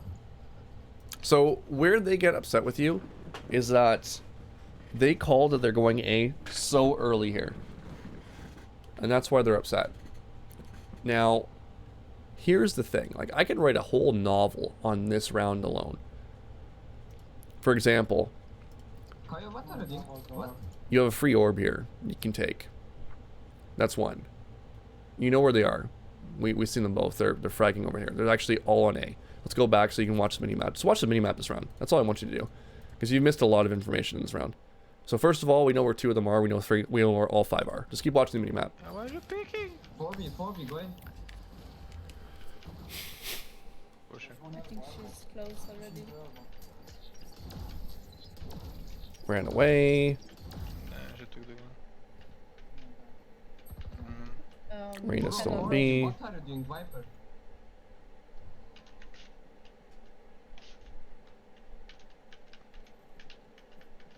Sage is alone on A with the bomb. Neon's in mid. Reina in mid. And Yoru. We know where all 3 of them are. 1, 2, 3. And then, yeah, so third one here, 1, 2. So your Sage is taking 1v1 with bomb. Boom. Dead. Guys, Kayo, what are you doing? hold What? on. So they're both on A. You might as well, since you grabbed this rifle, pick up the orb as well. Taking a gun, you fucking moron. Relax, bro. What are you doing? Okay. We gotta break it down, man. How is this helping your team? Not very helpful, I guess. No, it's not, right? It's very easy for us to just talk shit to someone. Very, very easy. It's very difficult to be a beacon of light and support other people. So, here's the thing. In a ranked environment, in an online environment, people don't know what your intention is when you say things to them, right? Because most of our language is deciphered through body language. So the things that you say, you have to say with a really good tone, right? This is clearly an attack, obviously, which it is. It is what it is. But you need to be speaking with upward inflections. You need to be speaking with smiles, all that good stuff to be able to deliver a good tone, right? Because they can't see you. They can only have your voice. That's the first piece. Now, when you're saying shit like this, it's not helpful for your team. It's just hurting them. Now, he might have given you a shitty tone, and your automatic reaction out of anger was to lash out at him. Normal human response. I want you to be better than that, though. What you need to respond with, whenever you're dealing with someone, even if they're 100% incorrect, they are always right from this point on, okay? It is not worth your peace. Just let them be wrong, okay? It's such an important piece because protecting your peace in Valorant is just way more important than proving your point, right? So just let them be wrong. Bro, what are you doing? That's all you were gonna say? Shut up. You're dead. You fucking moron. I'm gonna tell you. Thank you, bro. Thank you. I appreciate. Yeah, see, like this whole conversation is just silly because now you're probably tilted. You're not even thinking about what's going on or the information that you already know. Where are they right now? They're A holding spike. They're A and they're both in A. We saw them both in A. So watch what you're gonna do here. Keep in mind that you're tilted because you've been arguing with this person. There's no way they could be there. No way they could be there. Definitely no way they could be there. Can't be there. Back is there. Can't be there. Haven't- You see that whole process right there? You missed all the information because you were too busy arguing. Too busy being angry. You weren't taking in everything. This entire round, we've had multiple opportunities to see where they were going to be. Where they were going to be. No Right. information about where the enemies were last time. You had all the information that you ever needed. All the information. You just ignored it. What Let's fucking. Hero was elbow last time, but I don't think he's gonna be there. I was like, when you did that, and then when you did this, I was like, oh no, oh no, oh no. I don't know how you ended up winning this round. I don't know how it was possible. Because I'm just saying, oh my god, he's A main, he's A main. Oh man. It's a colossal fuck up from him.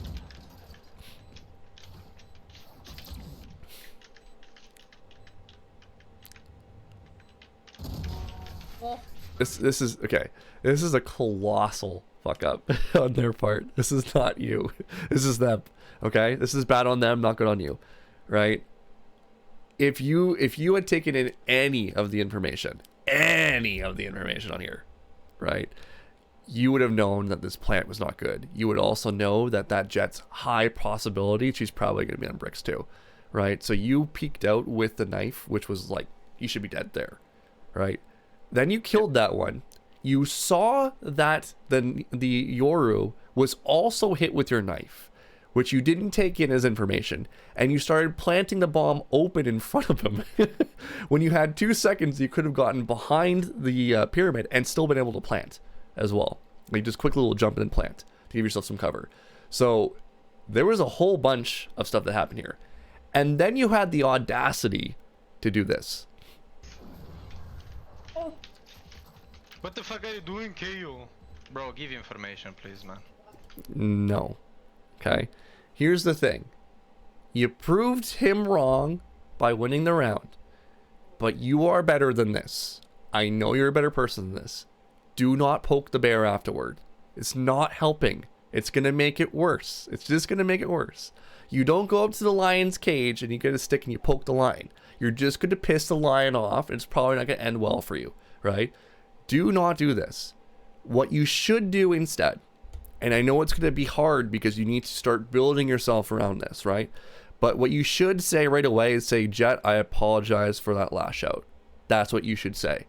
And automatically, things are going to start going in the right direction because momentum is a big piece of this game, right? And if you're constantly giving them negative feedback, it's not going to serve you. They're going to start making more decisions incorrectly. They're going to keep telling you to do things or go against what you want to do. It's just going to be a downward spiral. So try to be a beacon of light. It's not easy to do, but you can set an example for so many players by just changing your mentality of how you approach these. You should be like, Jet, I overstepped there. I shouldn't have said what I said. I apologize for that. What do you want to do this round? That's what you should do. Okay, and that will make you feel better at the end of the day too, right? You'll probably enjoy playing the game a whole lot more. But you need to be that bigger person, man. And it's not easy to do, but I know you can. Fair enough? Got it.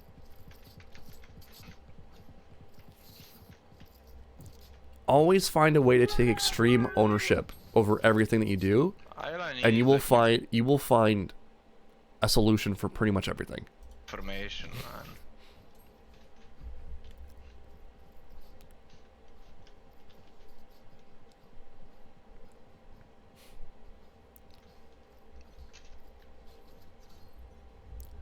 How you haven't been punished for this yet, I will never know. I don't know how you haven't been punished for this.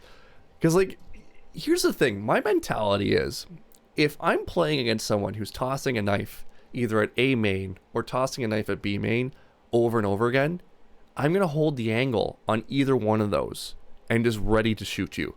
Like, this is a tendency that you've done every single round. Any good player is going to pick this up and be like, oh, let me just stand here and shoot him in the face as he does it. Right? So I don't know how it hasn't happened yet. Inside. General rule of thumb, I would say make sure the site is fully clear before you start planting. Now, the clear, yeah, I know, Sabir. We were talking about that. We talked about it at the beginning of the VOD.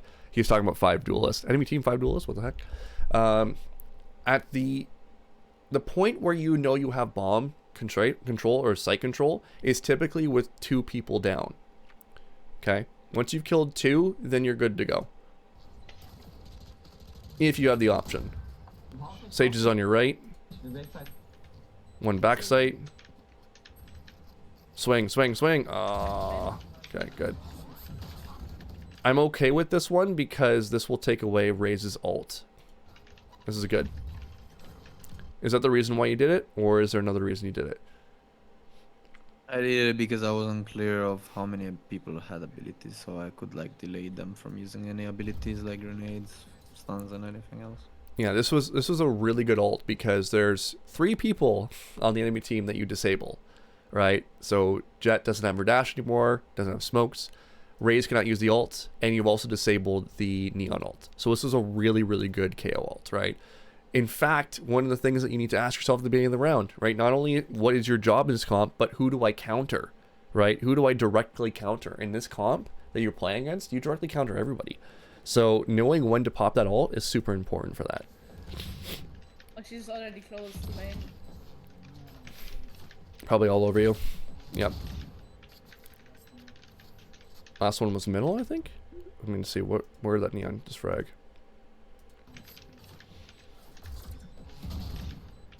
Okay, she's double doors. She's double doors. She's gonna start running and giving her. So in this situation, 1v1, you know where they are.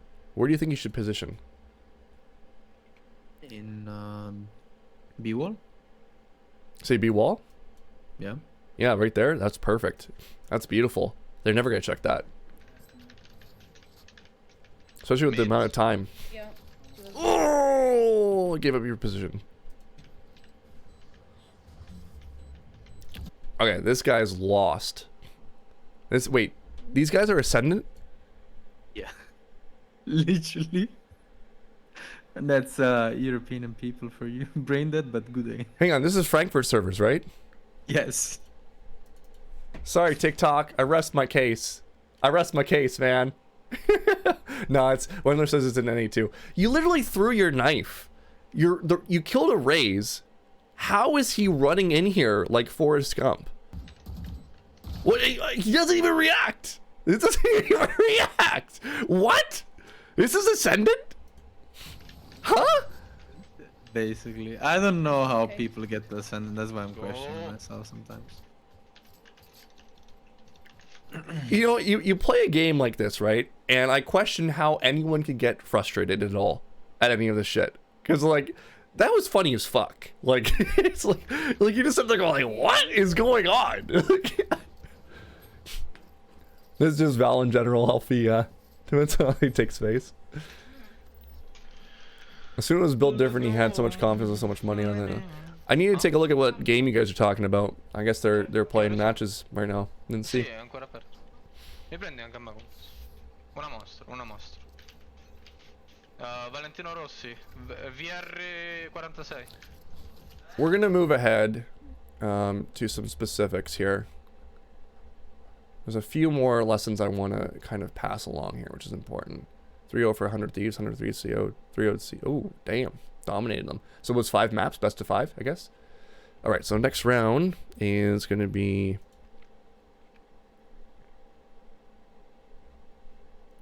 How is the scene in Europe? Is it bigger than North America for Valorant? This is for everyone.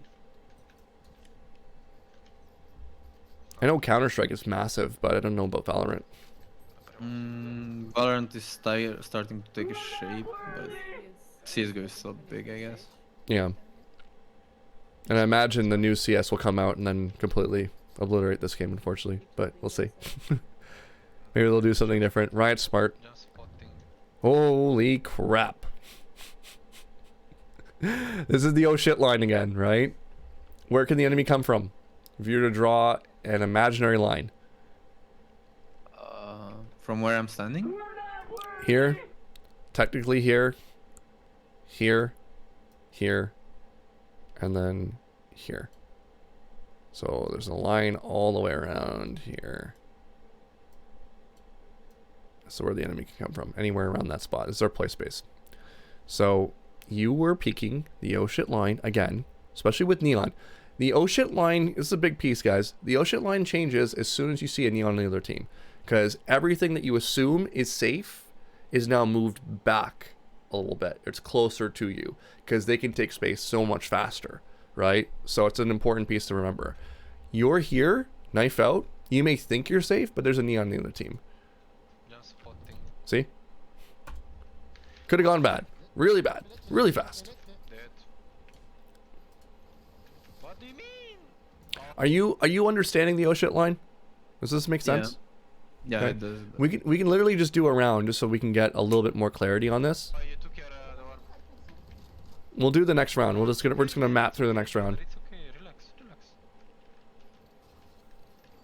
See what you're doing here when you were communicating, relax, the tonality you had. I want that every round, man. Be a beacon of light. Be the happy guy. Cover me from behind. Who do you want covering you? Don't say cover me from behind. Say Viper, can you watch my B main? Can you watch my B main? Maybe no one is mid. Last one is mid. We know one is mid. Yes, we do. There's only one left. Got to be flanking now at this point if they're not hit by the knife. Okay, they're moving up. There we go. Call this out. He's on B connector. I'm taking contact. He's on B connector. Can you peek off me? Peek off me. Flashing. I'm flashing again. Flashing and peeking. 3, 2, 1. He's out. Did you hear what you said there? I didn't spoke. The problem is that we don't call it connector. We call it B tunnel. Okay. In Europe. All right. Let's do it all over again. He's B tons. I'm up a wall. Can you flash? I'm flashing. Come with me. Peek with me. I'm over here. Peek with me. You're doing nothing. You're jerking off in the corner. Why are you jerking off in the corner? Hello. You know what I mean? Yeah. Makes more Okay, sense. call it B connector then. That's fine. We can use different words. But you're not saying anything. In these moments when you're in a 2v1, when you're in a clutch, it should be the most amount of comms I'll hear from anyone. You guys are going to be working together. Viper, I'm moving up onto the wall. He's on me. He's on top of me. Ready? 3, 2, 1. He's swinging. Okay, so let's do an oh shit line protocol here Yeah, I did. with this round. I don't remember this round. I'm not going to look at my notes. We're just going to do an oh shit line. I saw Look at your her stream body to and see black the and, like, the magic pen thingy. Okay. Otherwise I cannot see it. So super confused.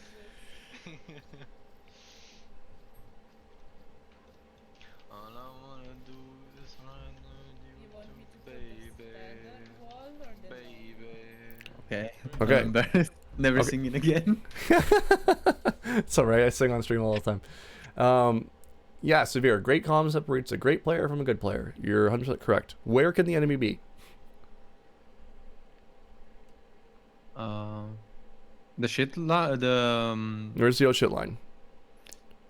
so behind me and in front of me till double or till my teammates A main basically. Yep, from there. I'd say here right now, but in about 5 seconds it'll be right here. But if we just let's pretend that they're not like we're not working with time right now. Okay. Oh shit lines here, here, Okay. and here. Right along there.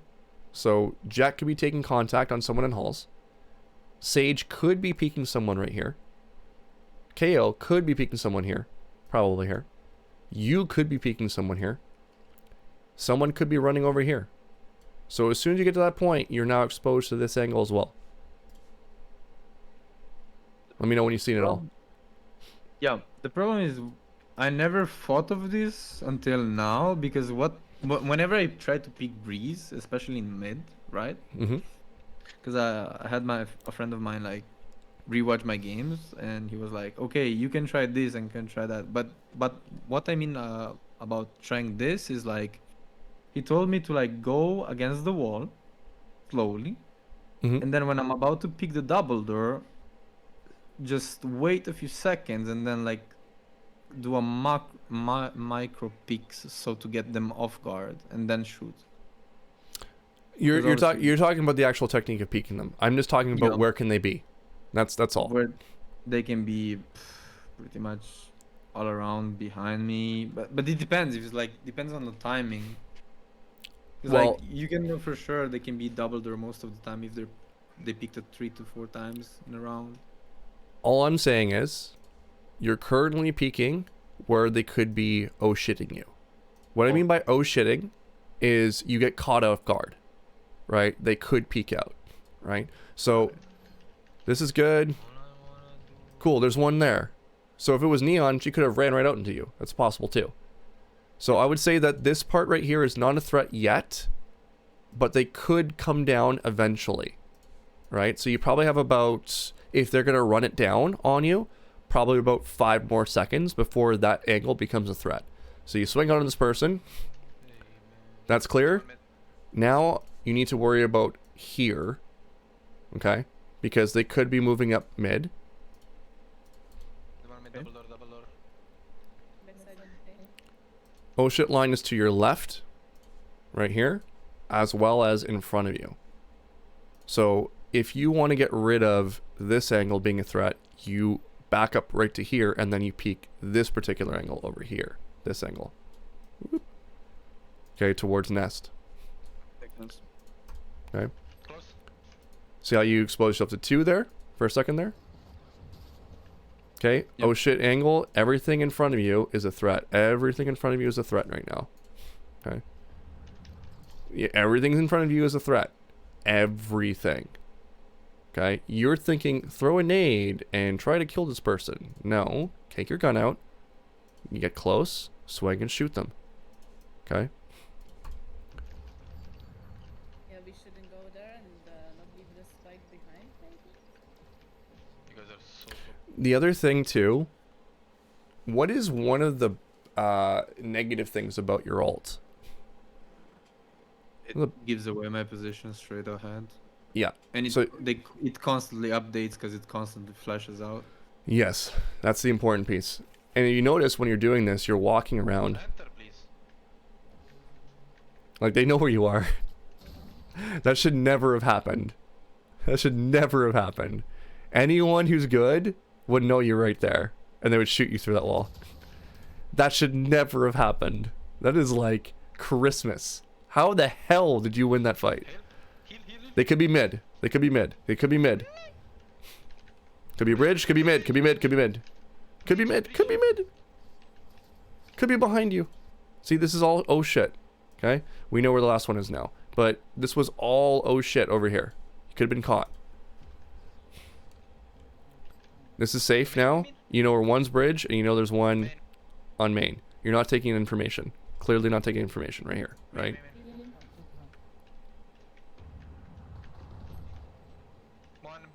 One tube. He's Vandal now. Nice. Main last. Let's go. Does that make sense? We can do another one if you want. No, it does. Because I'm literally constantly being exposed to multiple angles and like, especially with the ult activated, it's just like giving it away. One of the ways to really learn this, and it's harder to do it, it's better to just work under assumption that they're going to be there, and that's the easiest way of doing it, and you just learn from trial and error. But if you really want to break it down, you take one character, don't choose Neon, but just choose one character, and you start yourself off from this barrier, right? And you run out and see the exact amount of time it takes for you to take contact on someone. So you can just time it. So you know the timing in your head of where they possibly can be. So you're ready for every single fight. If someone were to go from here and run all the way down to this position, how long would it take? You should know that, right? How long would it take for someone from this barrier all the way to elbow and peek that angle? How long should that take, right?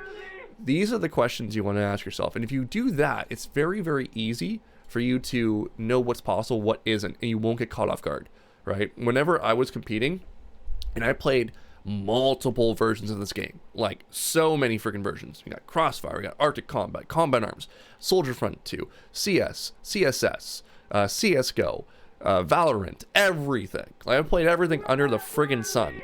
Alliance of Valiant Arms, you name it.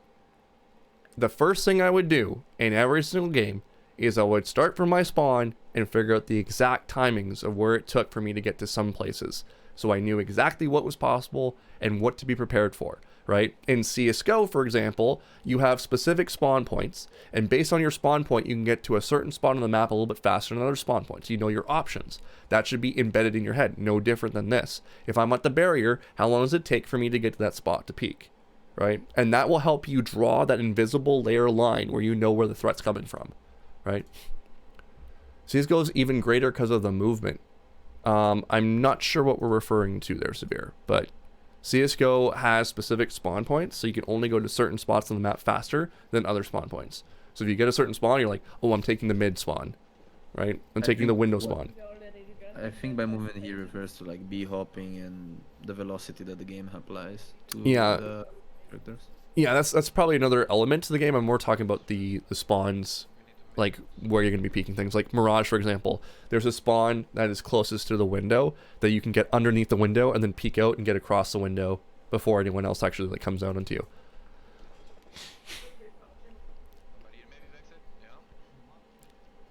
What round is this one? This is round 12. I didn't make a note on this one, so let's see what's going on. Holy crap, how are you alive? Okay, Jet's dead. Never mind. I'm like, I thought Jet was just shooting over there to your left. Blind. I'm blind. Again. I'm dead. Diffusing. One more. Behind the pillar. I got no comment here. Let's move on. Good half. Found you on TikTok. I'm in love with your content. Learned so much. Odzilla, welcome into the chat, my friend. Good to see you.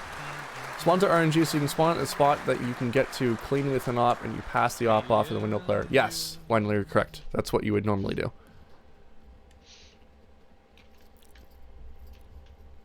Alright, so this round is a positioning decision round. Odzilla, thank you so much for the tier 1 sub. That means I got 10 more push-ups to do. Appreciate you. I will do those in a second. You want me to warn it? We're gonna see the situation again from Sir Pounce actually in a little bit. I'd recommend you watch the next VOD. I think this one happens in there, or am I thinking of? No, that's fair. I might be thinking of the third one. I'm gonna throw the knife, but very late, okay? Okay, yeah, we'll bring up the question: why this buy? I'm always buying utility. Okay, When I'm playing initiator, never buying ghost or anything else. there's nothing. Classic and free too. There's nothing wrong with it. I guess I'm just more wondering what your fight plan is. You know, what kind of fights do you plan on taking? On each with each utility or No, with this buy. What's your visualization of the fights you're gonna take? Because you're gonna go with the classic. I'm assuming you want to have closer range fights, correct? yes, like the nade is for like slowing them down from planting the spike or even getting into side faster. Okay. And flash is just like taking off time of the clock. Yeah, okay. I understand that. I'm just more so thinking about you want closer range fights with your classic. So where do you plan on positioning yourself to get the best close range fights possible? I usually play behind left pyramid. So you're going to play behind left pyramid. That means with the classic, you're probably not going to peek out wide and fight this person here because they're going to have either a sheriff or a ghost. They're going to beat you, correct? Yep. So that means you're going to be here and you're going to wait for them to get close to sight and then you're going to pop out on them. Yep. Do you see what I'm doing here? Yeah, but my mentality is different. I just pick things. Okay. See my thought process though, right? You want to buy to what you plan on doing. So if I see you peeking cave right now, I'm going to say reset, start the round all over again, and I want you to buy a ghost minimum because you want the longer range fight. You're clearly wanting a longer range fight. So I would submit to you, choose the right tool for the right job. Don't just buy plainly. Don't just buy because. There needs to be a reason, right? Got it. Just one? Yeah, I hope you die. I hope you die here. As sad as this sounds, you know, as mean as it might sound, I hope you die. Because this is the oh shit line. Right? First of all, you looked away from the threat angle, which you identified was possible with the Yoru. Okay? And then you disregarded where they also could be coming from. And pulled out your knife. Let's see how this round plays out. You should be dead. There is some form of guardian angel that I don't know anything about that is saving your ass right now, which is crazy, right? You should be dead. Tube. Call your flash. So you're so flabbergasted by that peek that you're like, oh my god, you just peeked into your own flash. One double door. One side. See, this is a fight you should not have taken because you have a classic, right? I would rather you commit to that raise fight at that point. You know they're to the left, wait for them to come closer, and then peek out on them. But if you look at the vast majority of the fights you've taken so far, Be safe. they've all been primarily long range, right? They've all been primarily long range. So I would submit to you that buying full utility here probably wasn't going to be the best bet for you. Does that make sense? Yeah. Okay. Now let's talk about position because it's an important piece. 223. Let's watch. We'll watch from the beginning. Okay.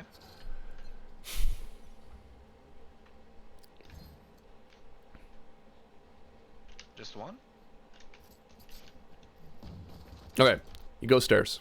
At this point, you go stairs. You can flash if you want, but you go stairs. Right? Go stairs, be here, and then you play off of there. Tube. And the reason why is that A main is wide open. So when you swung out like that, you were exposed once again to 1 and 2 threat angles while you were here. So you actually should have been wrapping this way or being on the stairs and fighting them from up top at that point. One double door. One side. Now you're being pushed on this side, and we got to assume that they've taken this side because our teammate just died. So they now have control of pyramids. So I would say you definitely want to be on stairs now, or backed up even further at this point, and forcing a fight on something. You got to force a fight somewhere, not this one. You've lost so much space at this point that now you're out of position. And the way that you know you're out of position at any point in time, this is a telltale sign, is when you flick around multiple angles. So if you're doing it at 180 degrees, that means you're way off. So there's 1, there's 2, there's 3, there's 4. See how you're doing a full 180 degree switch? That means you're out of position. So that's just like, you can identify right away. If you die, you were like, I was out of position there. In the future, right? And you're able to learn from that. And then when you go over your VOD review again, you look at it, you're like, okay, I was out of position. What was my options here? Then you would be able to find that, hey, I should have maybe been the stairs, or I could have been falling back even further.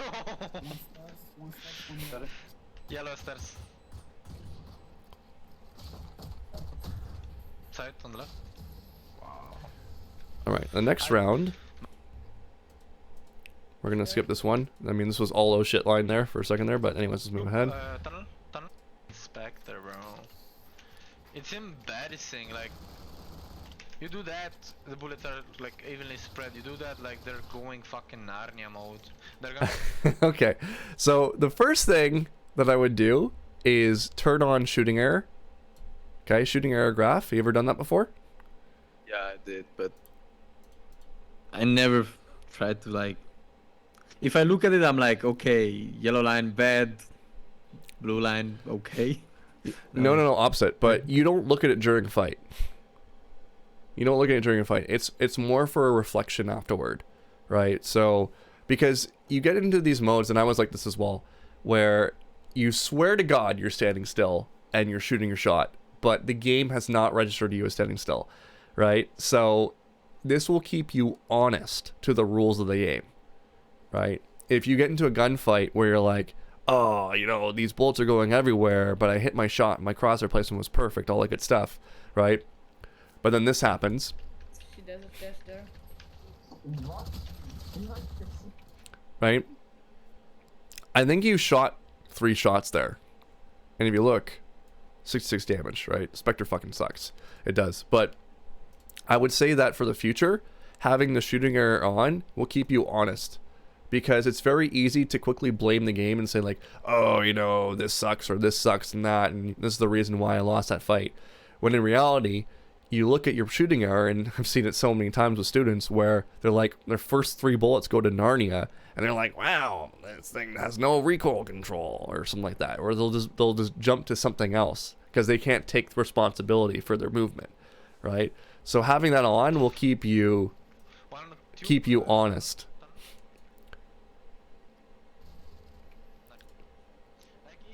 They go Narnia mode. 27, 26, 25 from 20 to busted. This gun is busted. And elbow. We're gonna talk about numbers here, number That was situation. mid. So what's the number situation right now? 5-3. 5-3. Cool. You have bomb down. Things are looking pretty good right now. We don't need to do this. Don't need to do this. There's no need. Right? You also have a flash if you really wanted to do it, but you didn't have to. Okay? You just wait. Wait for them to come to you.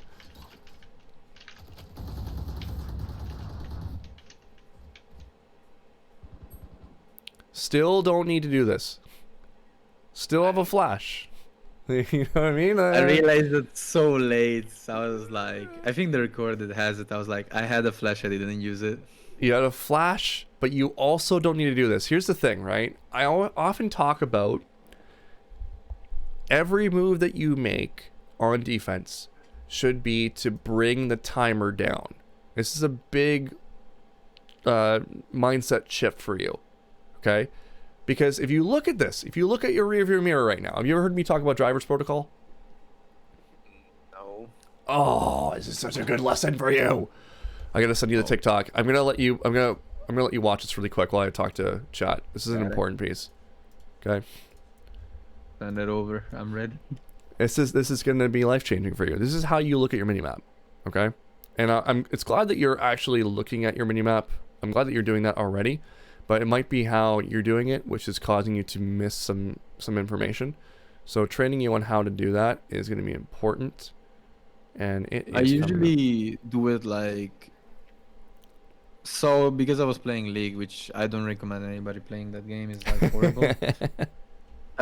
There was this like video playing on my background, right? And it was like map. Like after like 5 seconds, it was like constantly saying map, and you had to look at the map. Basically. Okay, yeah. Well, it's good that you're doing that. It's good that you're looking at the map. But there's so many people that get caught looking at their map, or they don't get information at the right times and stuff like that. So this 1 minute will just change your life right here. Okay, so watch this.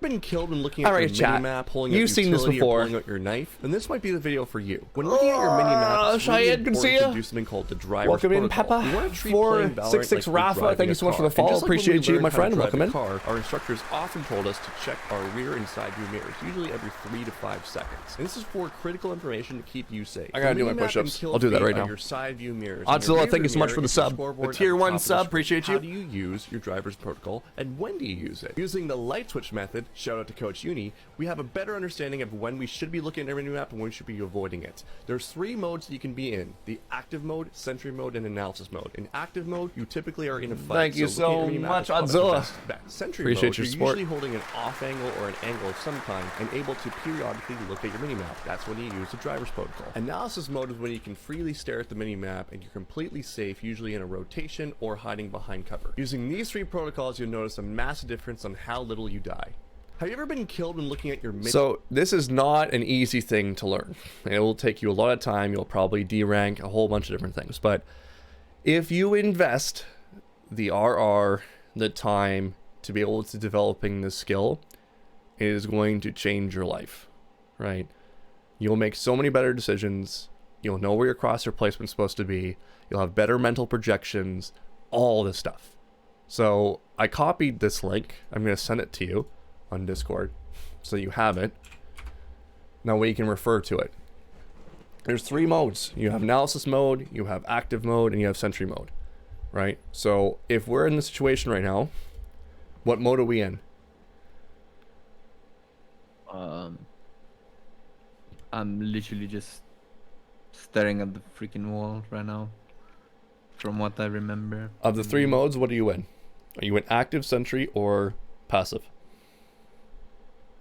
Passive.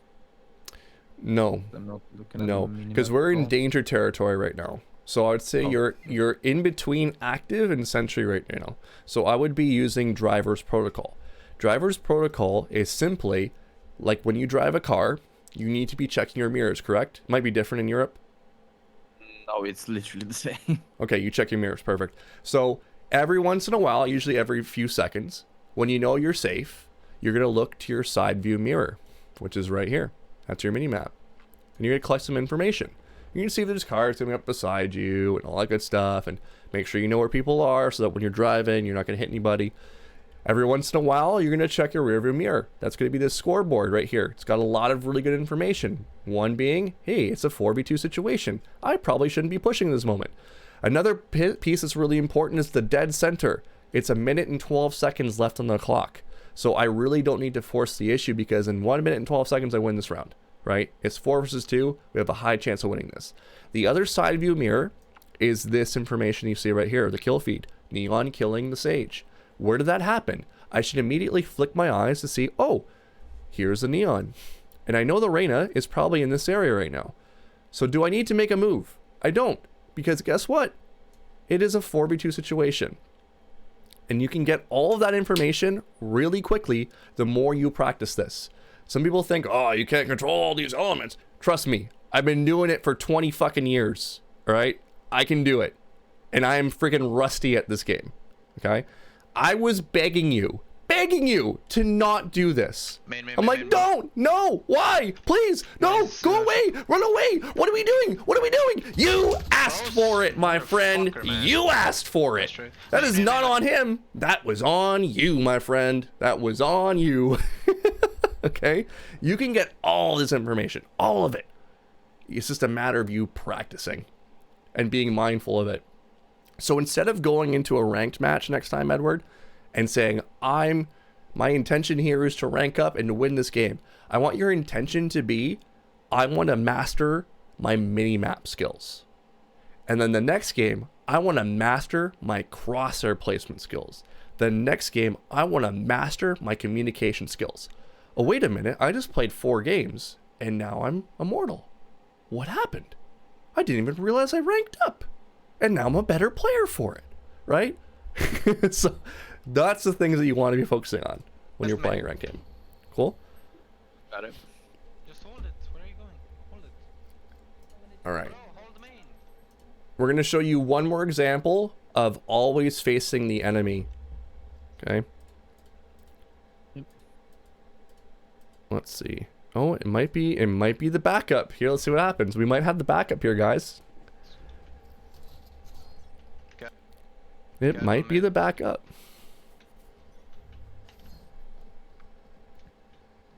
One mid. Nice shots. Oh, you died. Unlikely they could swing you from your right, though. How much does smoke down? All right. You're planning on running through this wall, correct?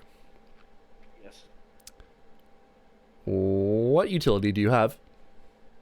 Flash grenade. Okay. Slow down. Very smart. Happens to the best of us. Okay, here's the thing. Another rule. You can find a lot of these on my TikTok, right? If you're confronted with utility, or you're confronted with a wall or a smoke or anything like that, you must respond with utility in kind. It's just that simple. Okay, so if you're going to go through something, an impassable wall or anything like that, you flash through it, or you use some form of utility to be able to make your push through that a little bit easier if you really needed to do it. I think in this situation 4v4 with you being on eco, I don't mind the play at all, but definitely just straight up, you just throw the flash. Standing there, bro. Okay, stop pushing. Just play default. Don't stop pushing this play default, and that's what you just did too. But anyways, just standing there. Yeah, sure, he's just standing there. That's great, but That's how we beat that the was game. within your control again. That was within your control. And that would have been a good right click flash at that point. It should be an automatic response. I know you're thinking, oh, I got to be careful. I got to be like, I don't want to give away my position or anything like that. But that's not important. you know, what's your intention behind that push? Your intention behind that push on an eco round is to do damage. So if you can catch someone there and you flash them and you get that kill, that's huge value. Stop All right. pushing. Stop pushing, play default. Can I buy an up? Can I buy an up? Okay, this is the round, I I think. can't buy 100 credits, Yeah. man. Here it is, here To it get is. 1 or 2 kills. Always face the enemy, okay? Why didn't you buy a Vandal here?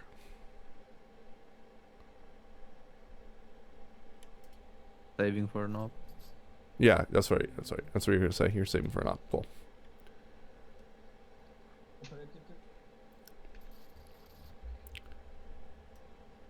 Well, down on the mid. I'm gonna rotate. Pushing A. Okay. Where could the threat be? Main. Yes. Main and the elbow. Yes. We don't have much information. I mean, Sage could potentially see one here, but it's so early into the round. We don't have a ton of information here. They could still very well be here and catch you as you're doing this. Okay. First step. Mid, mid, Oh, look at that. There was someone there. mid, nest, nest, nest, nest, nest, nest, nest. All right. So, Nest guy is dead. Is elbow clear? No. Okay, your knife is out. Okay. Is it possible that someone could have snuck by Sage on the right-hand side as well? More It's than all- likely. It's possible. We're in a ranked environment. It's possible. Okay. Here is the jump up I'm talking about. We actually talked about this early on. You're facing away from the threat angle. The major threat right now, I know bombs being planted. The major threat right now is B connector or elbow, right? And we're looking away from it. It takes 2 seconds for you to look and place your crosshair there and jump up these boxes. If you're not good at it, that's not an excuse. You get into a custom and you practice it over and over again until it's natural. Okay? You should always be facing towards the enemy, no exception. Sound good? Yep. Awesome. Edward, those are the major things I wanted to cover today. Is there anything else that you have questions about or need help with before we move on? Move to wrap. No, I like the idea that you taught me. I'm not afraid. I'm not a person that is afraid of losing points. I don't really care about points that much anymore. I used to care a lot when I started playing the game, but now it's just like it's whatever. You lose one game, I win one game. The thing that you taught me is like try to use the games individually to like learn what you're like or improve what you're like missing at. Basically, like you said, watch the minimap, cross replacement, positioning, which I didn't thought about them. Usually I would just play the game like mindlessly and try to be like communicative and like at times not in my best moods. Yeah. Um, Well, there's a point there too. If you're not in your best mood to play ranked, then don't play ranked. Play unrated. Play speed, whatever it's called. Blitz, what's it called? Fucking speed mode, whatever it's called. Play anything. You know, you don't have to play ranked. And I'd rather you be in a good mindset to play ranked because here's the thing, right? Having hours on the game is one thing. Having productive hours is another thing. If you sat in a gym, for example, and you did bench press, but you did it with really shitty form over and over and over again, the benefits are not going to be there for you. In fact, you might injure yourself. In this case, you might uninstall the game, right? If you continue to do things with shitty form. If you mindfully play the game, you're more likely to learn something, and you're also more likely to keep playing the game because you're not going to be raging and not doing stupid shit, right? So you want to be practicing within good form. We call this productive hours. So it's not just about putting hours into the game. It's about putting productive, well-placed, good planned out hours into the game to really practice fine skills. That's what rank's all about. It's not about getting a rank. The rank will come naturally as a result of you making good decisions. What you should be focusing on is what skills do I want to learn and focus on today? That's all that matters. Maybe it's about how do I peak this angle so I can make sure that I'm 100% hitting that shot every single time and being confident with it. Maybe it's I need to work on my comms, right? For example, I just saw Jet just burst off into the door here. Okay, they're going towards A. I'm waiting for you. I'm making comms. All these different things, right? I just whiffed on a shot. I should have been holding that angle the entire time, right? Like there's things you can fine tune and practice within the game, and that's more of what the tool of ranked is for. When the game is actually being played, that's when you're in a team. This is a skeleton of the actual version of the game, right? You're playing a mock copy of the game. So in reality, it doesn't matter that much. Right? It's just a JPEG. Just a JPEG at the end of the day. And you've seen it too. You're playing against descendants that aren't even taking in information. Like, it's like, what is that? So, does it really matter that much? Not really. I've seen golds in our 10-mans outfrag Radiants. It happens. Right? So, it's not a real representation of who you are as a player and what you're capable of. Sound good? Yeah, it sounds very good, but the thing is, like, with ranks, in my opinion, they don't bring any value in real life. It's just a like a PNG posted on a game, basically. That's how my process thinking is. I might be wrong. I don't know. Maybe people take it more serious than me. No, But I, I'm like, I agree with it's you. whatever. It's a rank. Like, are you gonna get money out of it if you're gonna be Radiant? Are you gonna be like, oh, look at me, I'm Radiant now? Like, that's my process. Like, if you really want to improve at the game, just like learn it. Keep on learning. There is always new things to learn. Even if you're the best of the best, there's always something that you can learn. Well, I've got a learning for you right now. I want to go over this really quickly. When you're opping, don't do this. Nice. Hold on. Don't do this. I know the fights are probably happening on A right now, and there's very unlikely a chance there's going to be someone in mid, but never try to close the distance intentionally. Right? Always try to find the path of least resistance. Always be as far away from the fight as you possibly can. Take the longest range fight you can. Right? Anytime you're walking up like this, and there's a chance that you can be here to your right. Oh, look at that. Right? There's no way you're winning that fight. If you win this, I'm just like, I'm so upset. Never mind. No way. No fucking way. What the fuck is going on? No fucking way this has happened. Oh my god. If you won that, I probably would have rage quit the stream. Honest to God, if you would. See, this is what I'm saying though. You should never close a distance. You are not using a rifle, you're using an operator. Okay? Whenever you're using an operator, do not do that. Always go as far back as you can, no matter what. These are not your jobs. This is the job of someone else, right?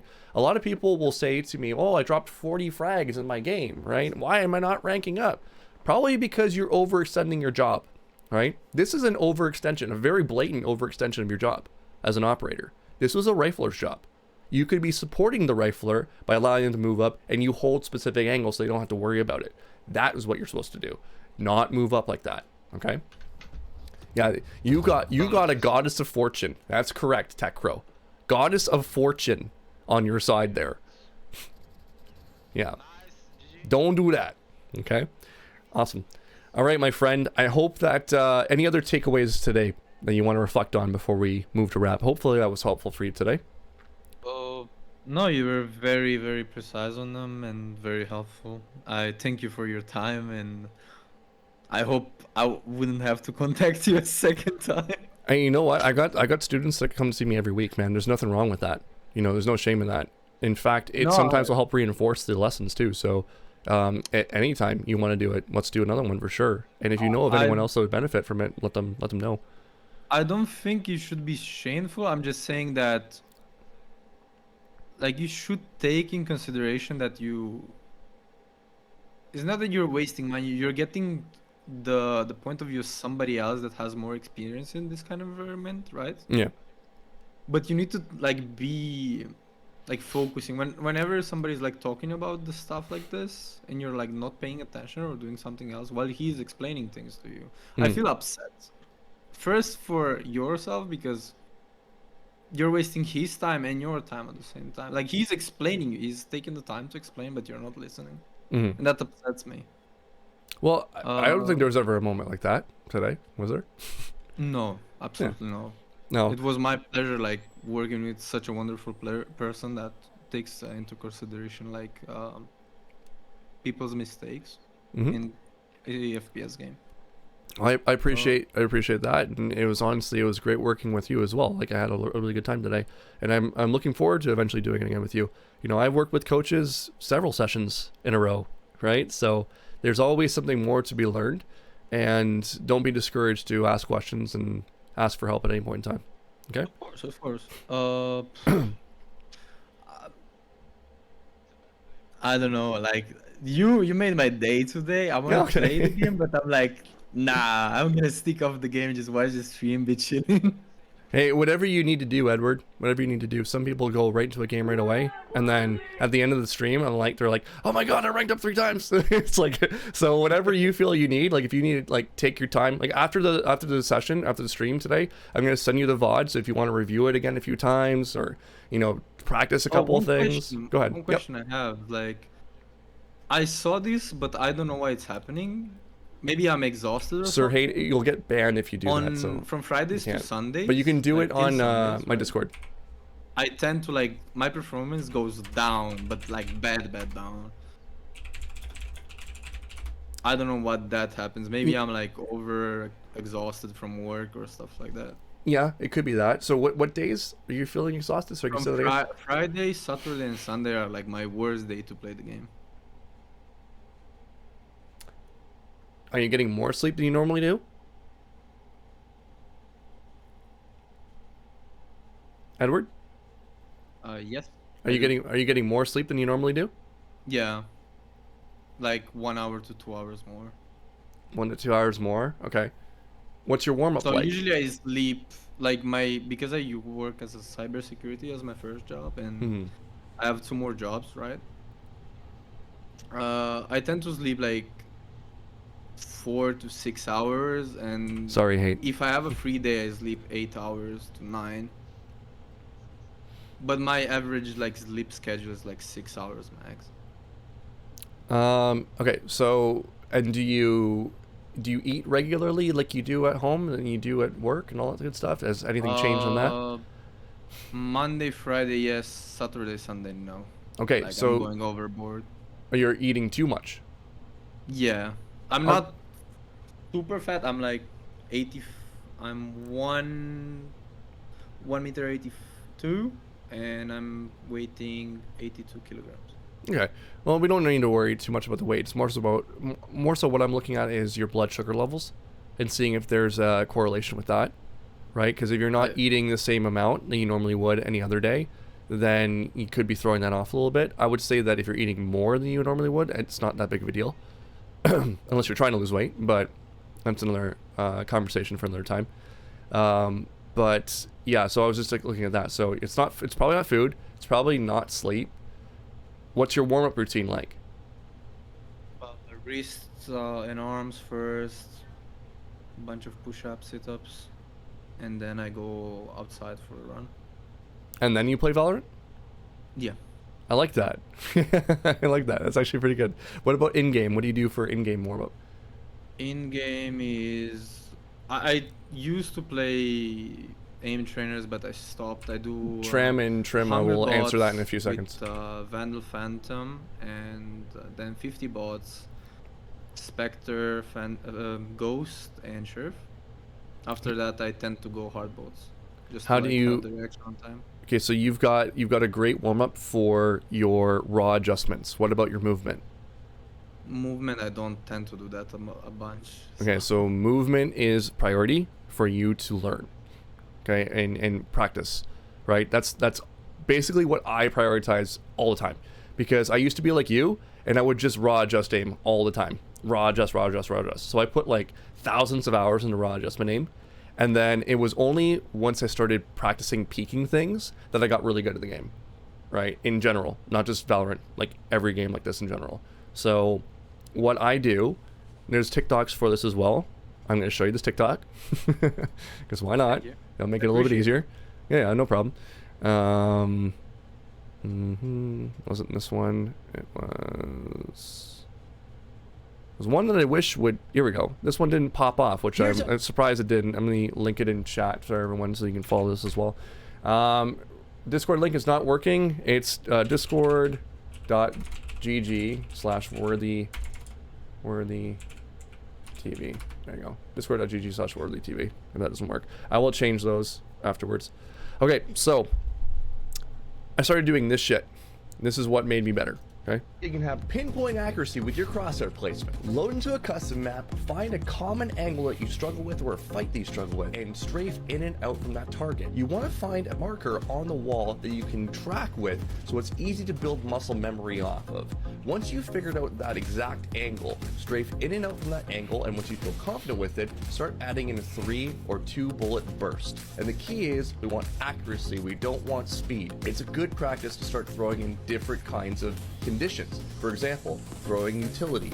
Every time you throw utility, you want to have the muscle memory of how much time it takes to pull out your gun as you're pulling out into the fight. At some points, you will fall off certain elevations in fights. It's a good practice to start getting into the habit of learning how long it takes for you to recover your recoil. Fall off an object and fire shots when you feel you are ready to be fully accurate. You can check with your shooting error to be able to confirm these facts. Practice these tips and you'll find you'll have a way better experience on Valorant. Okay. So you can do that. You can also open up a sage wall in practice range and then peek the bots in and out from the sage wall. If you want to practice y-axis aiming, use your jet knives, jump up onto the ceiling, and then aim at the practice bots. Just aim all the way around. That way you're getting all different degrees of the aiming. It's not just x-axis, so like left and right. You also get y-axis up and down. Make sense? So those are things that you want to start practicing a little bit. You can do this in deathmatch as well. Like you can like time your peaks properly behind a wall and peek straight out into someone, and like crosshair place and different things like that. So it's not just about you going into a range and just raw adjusting. Like you're really good at raw adjusting. Everyone is, right? Because that's all they ever practiced. Yep. Try practicing this shit.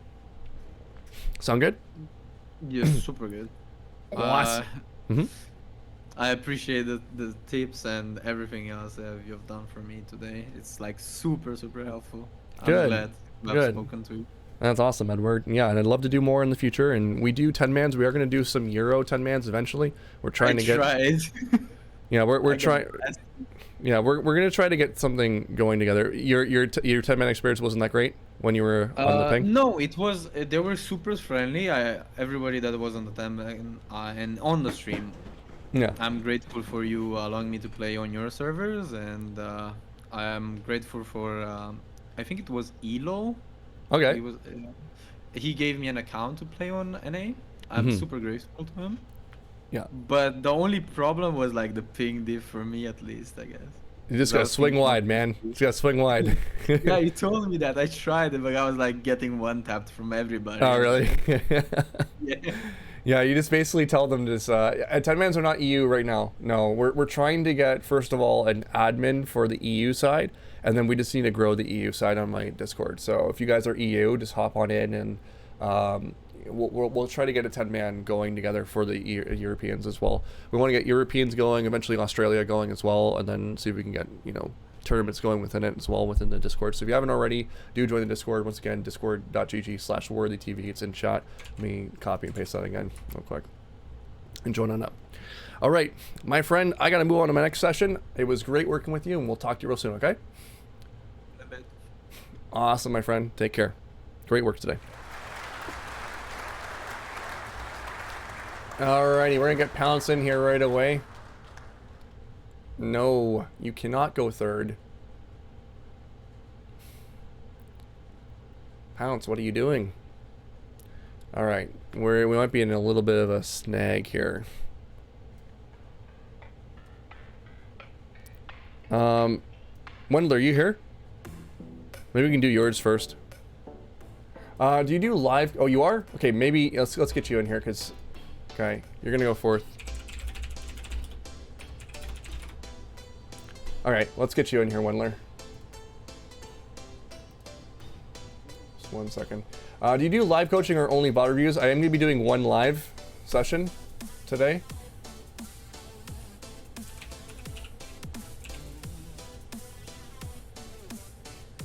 I'm going to be doing one live session today, but I normally do VOD reviews. Because VOD reviews typically will give you a lot more value than just doing a live session.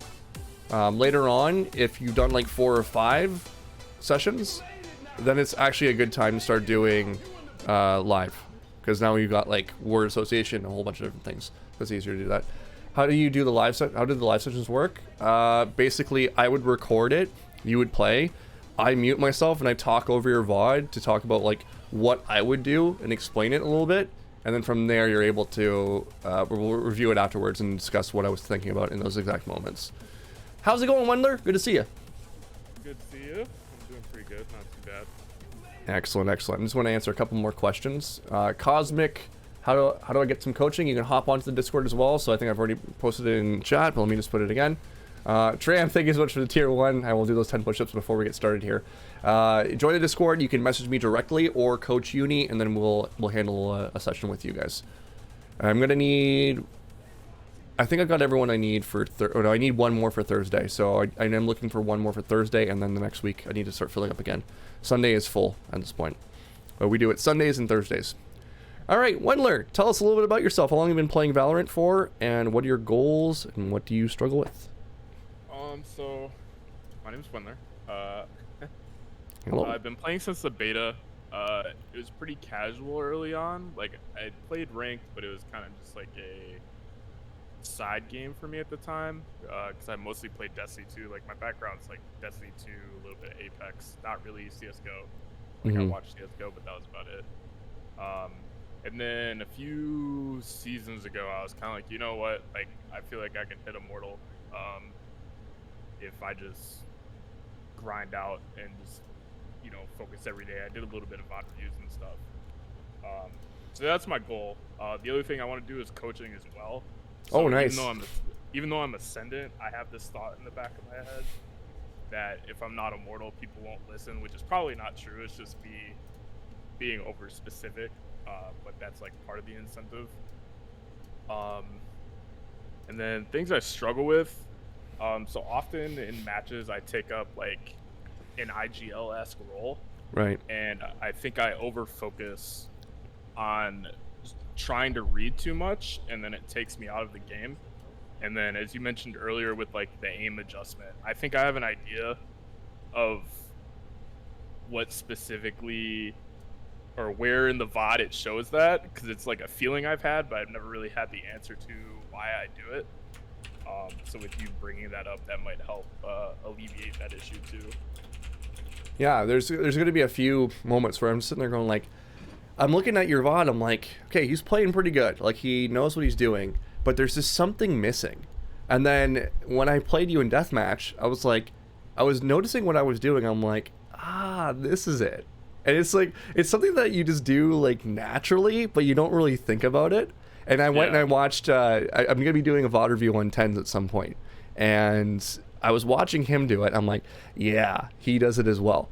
It's this one little moment before you make a peak, before you have the intention, the deadly intention we'll call it, that you just miss one little piece, which is that peek out, but it's a little freeze frame, small little freeze frame. And I was looking at myself in CSGO. I wonder if I still have that clip. Do I have it saved up? I don't have it saved up. Darn it. I don't have it. Darn. There was a CSGO clip where I was doing a peek into it was, what was it, overpass? It was overpass from the B connector, because you played CSGO, right? Yeah, I played a little bit of it before Valorant, so yeah. And there's this moment where I'm like, okay, this guy's gonna be heaven. I know he's gonna be heaven. So I place my crosshair, I stop for a second, and then I swing out into the fight, and then it's like instant one tap sort of thing, right? Right. It's this little pause that you're missing in your peaks, but we'll go into that a little bit more. The other thing is that I was listening to you the other day, and I think you're a natural coach, and we might need to discuss hiring you at some point. So I would definitely love to have you on the team. Okay. Yeah, I would definitely love to have you on the team.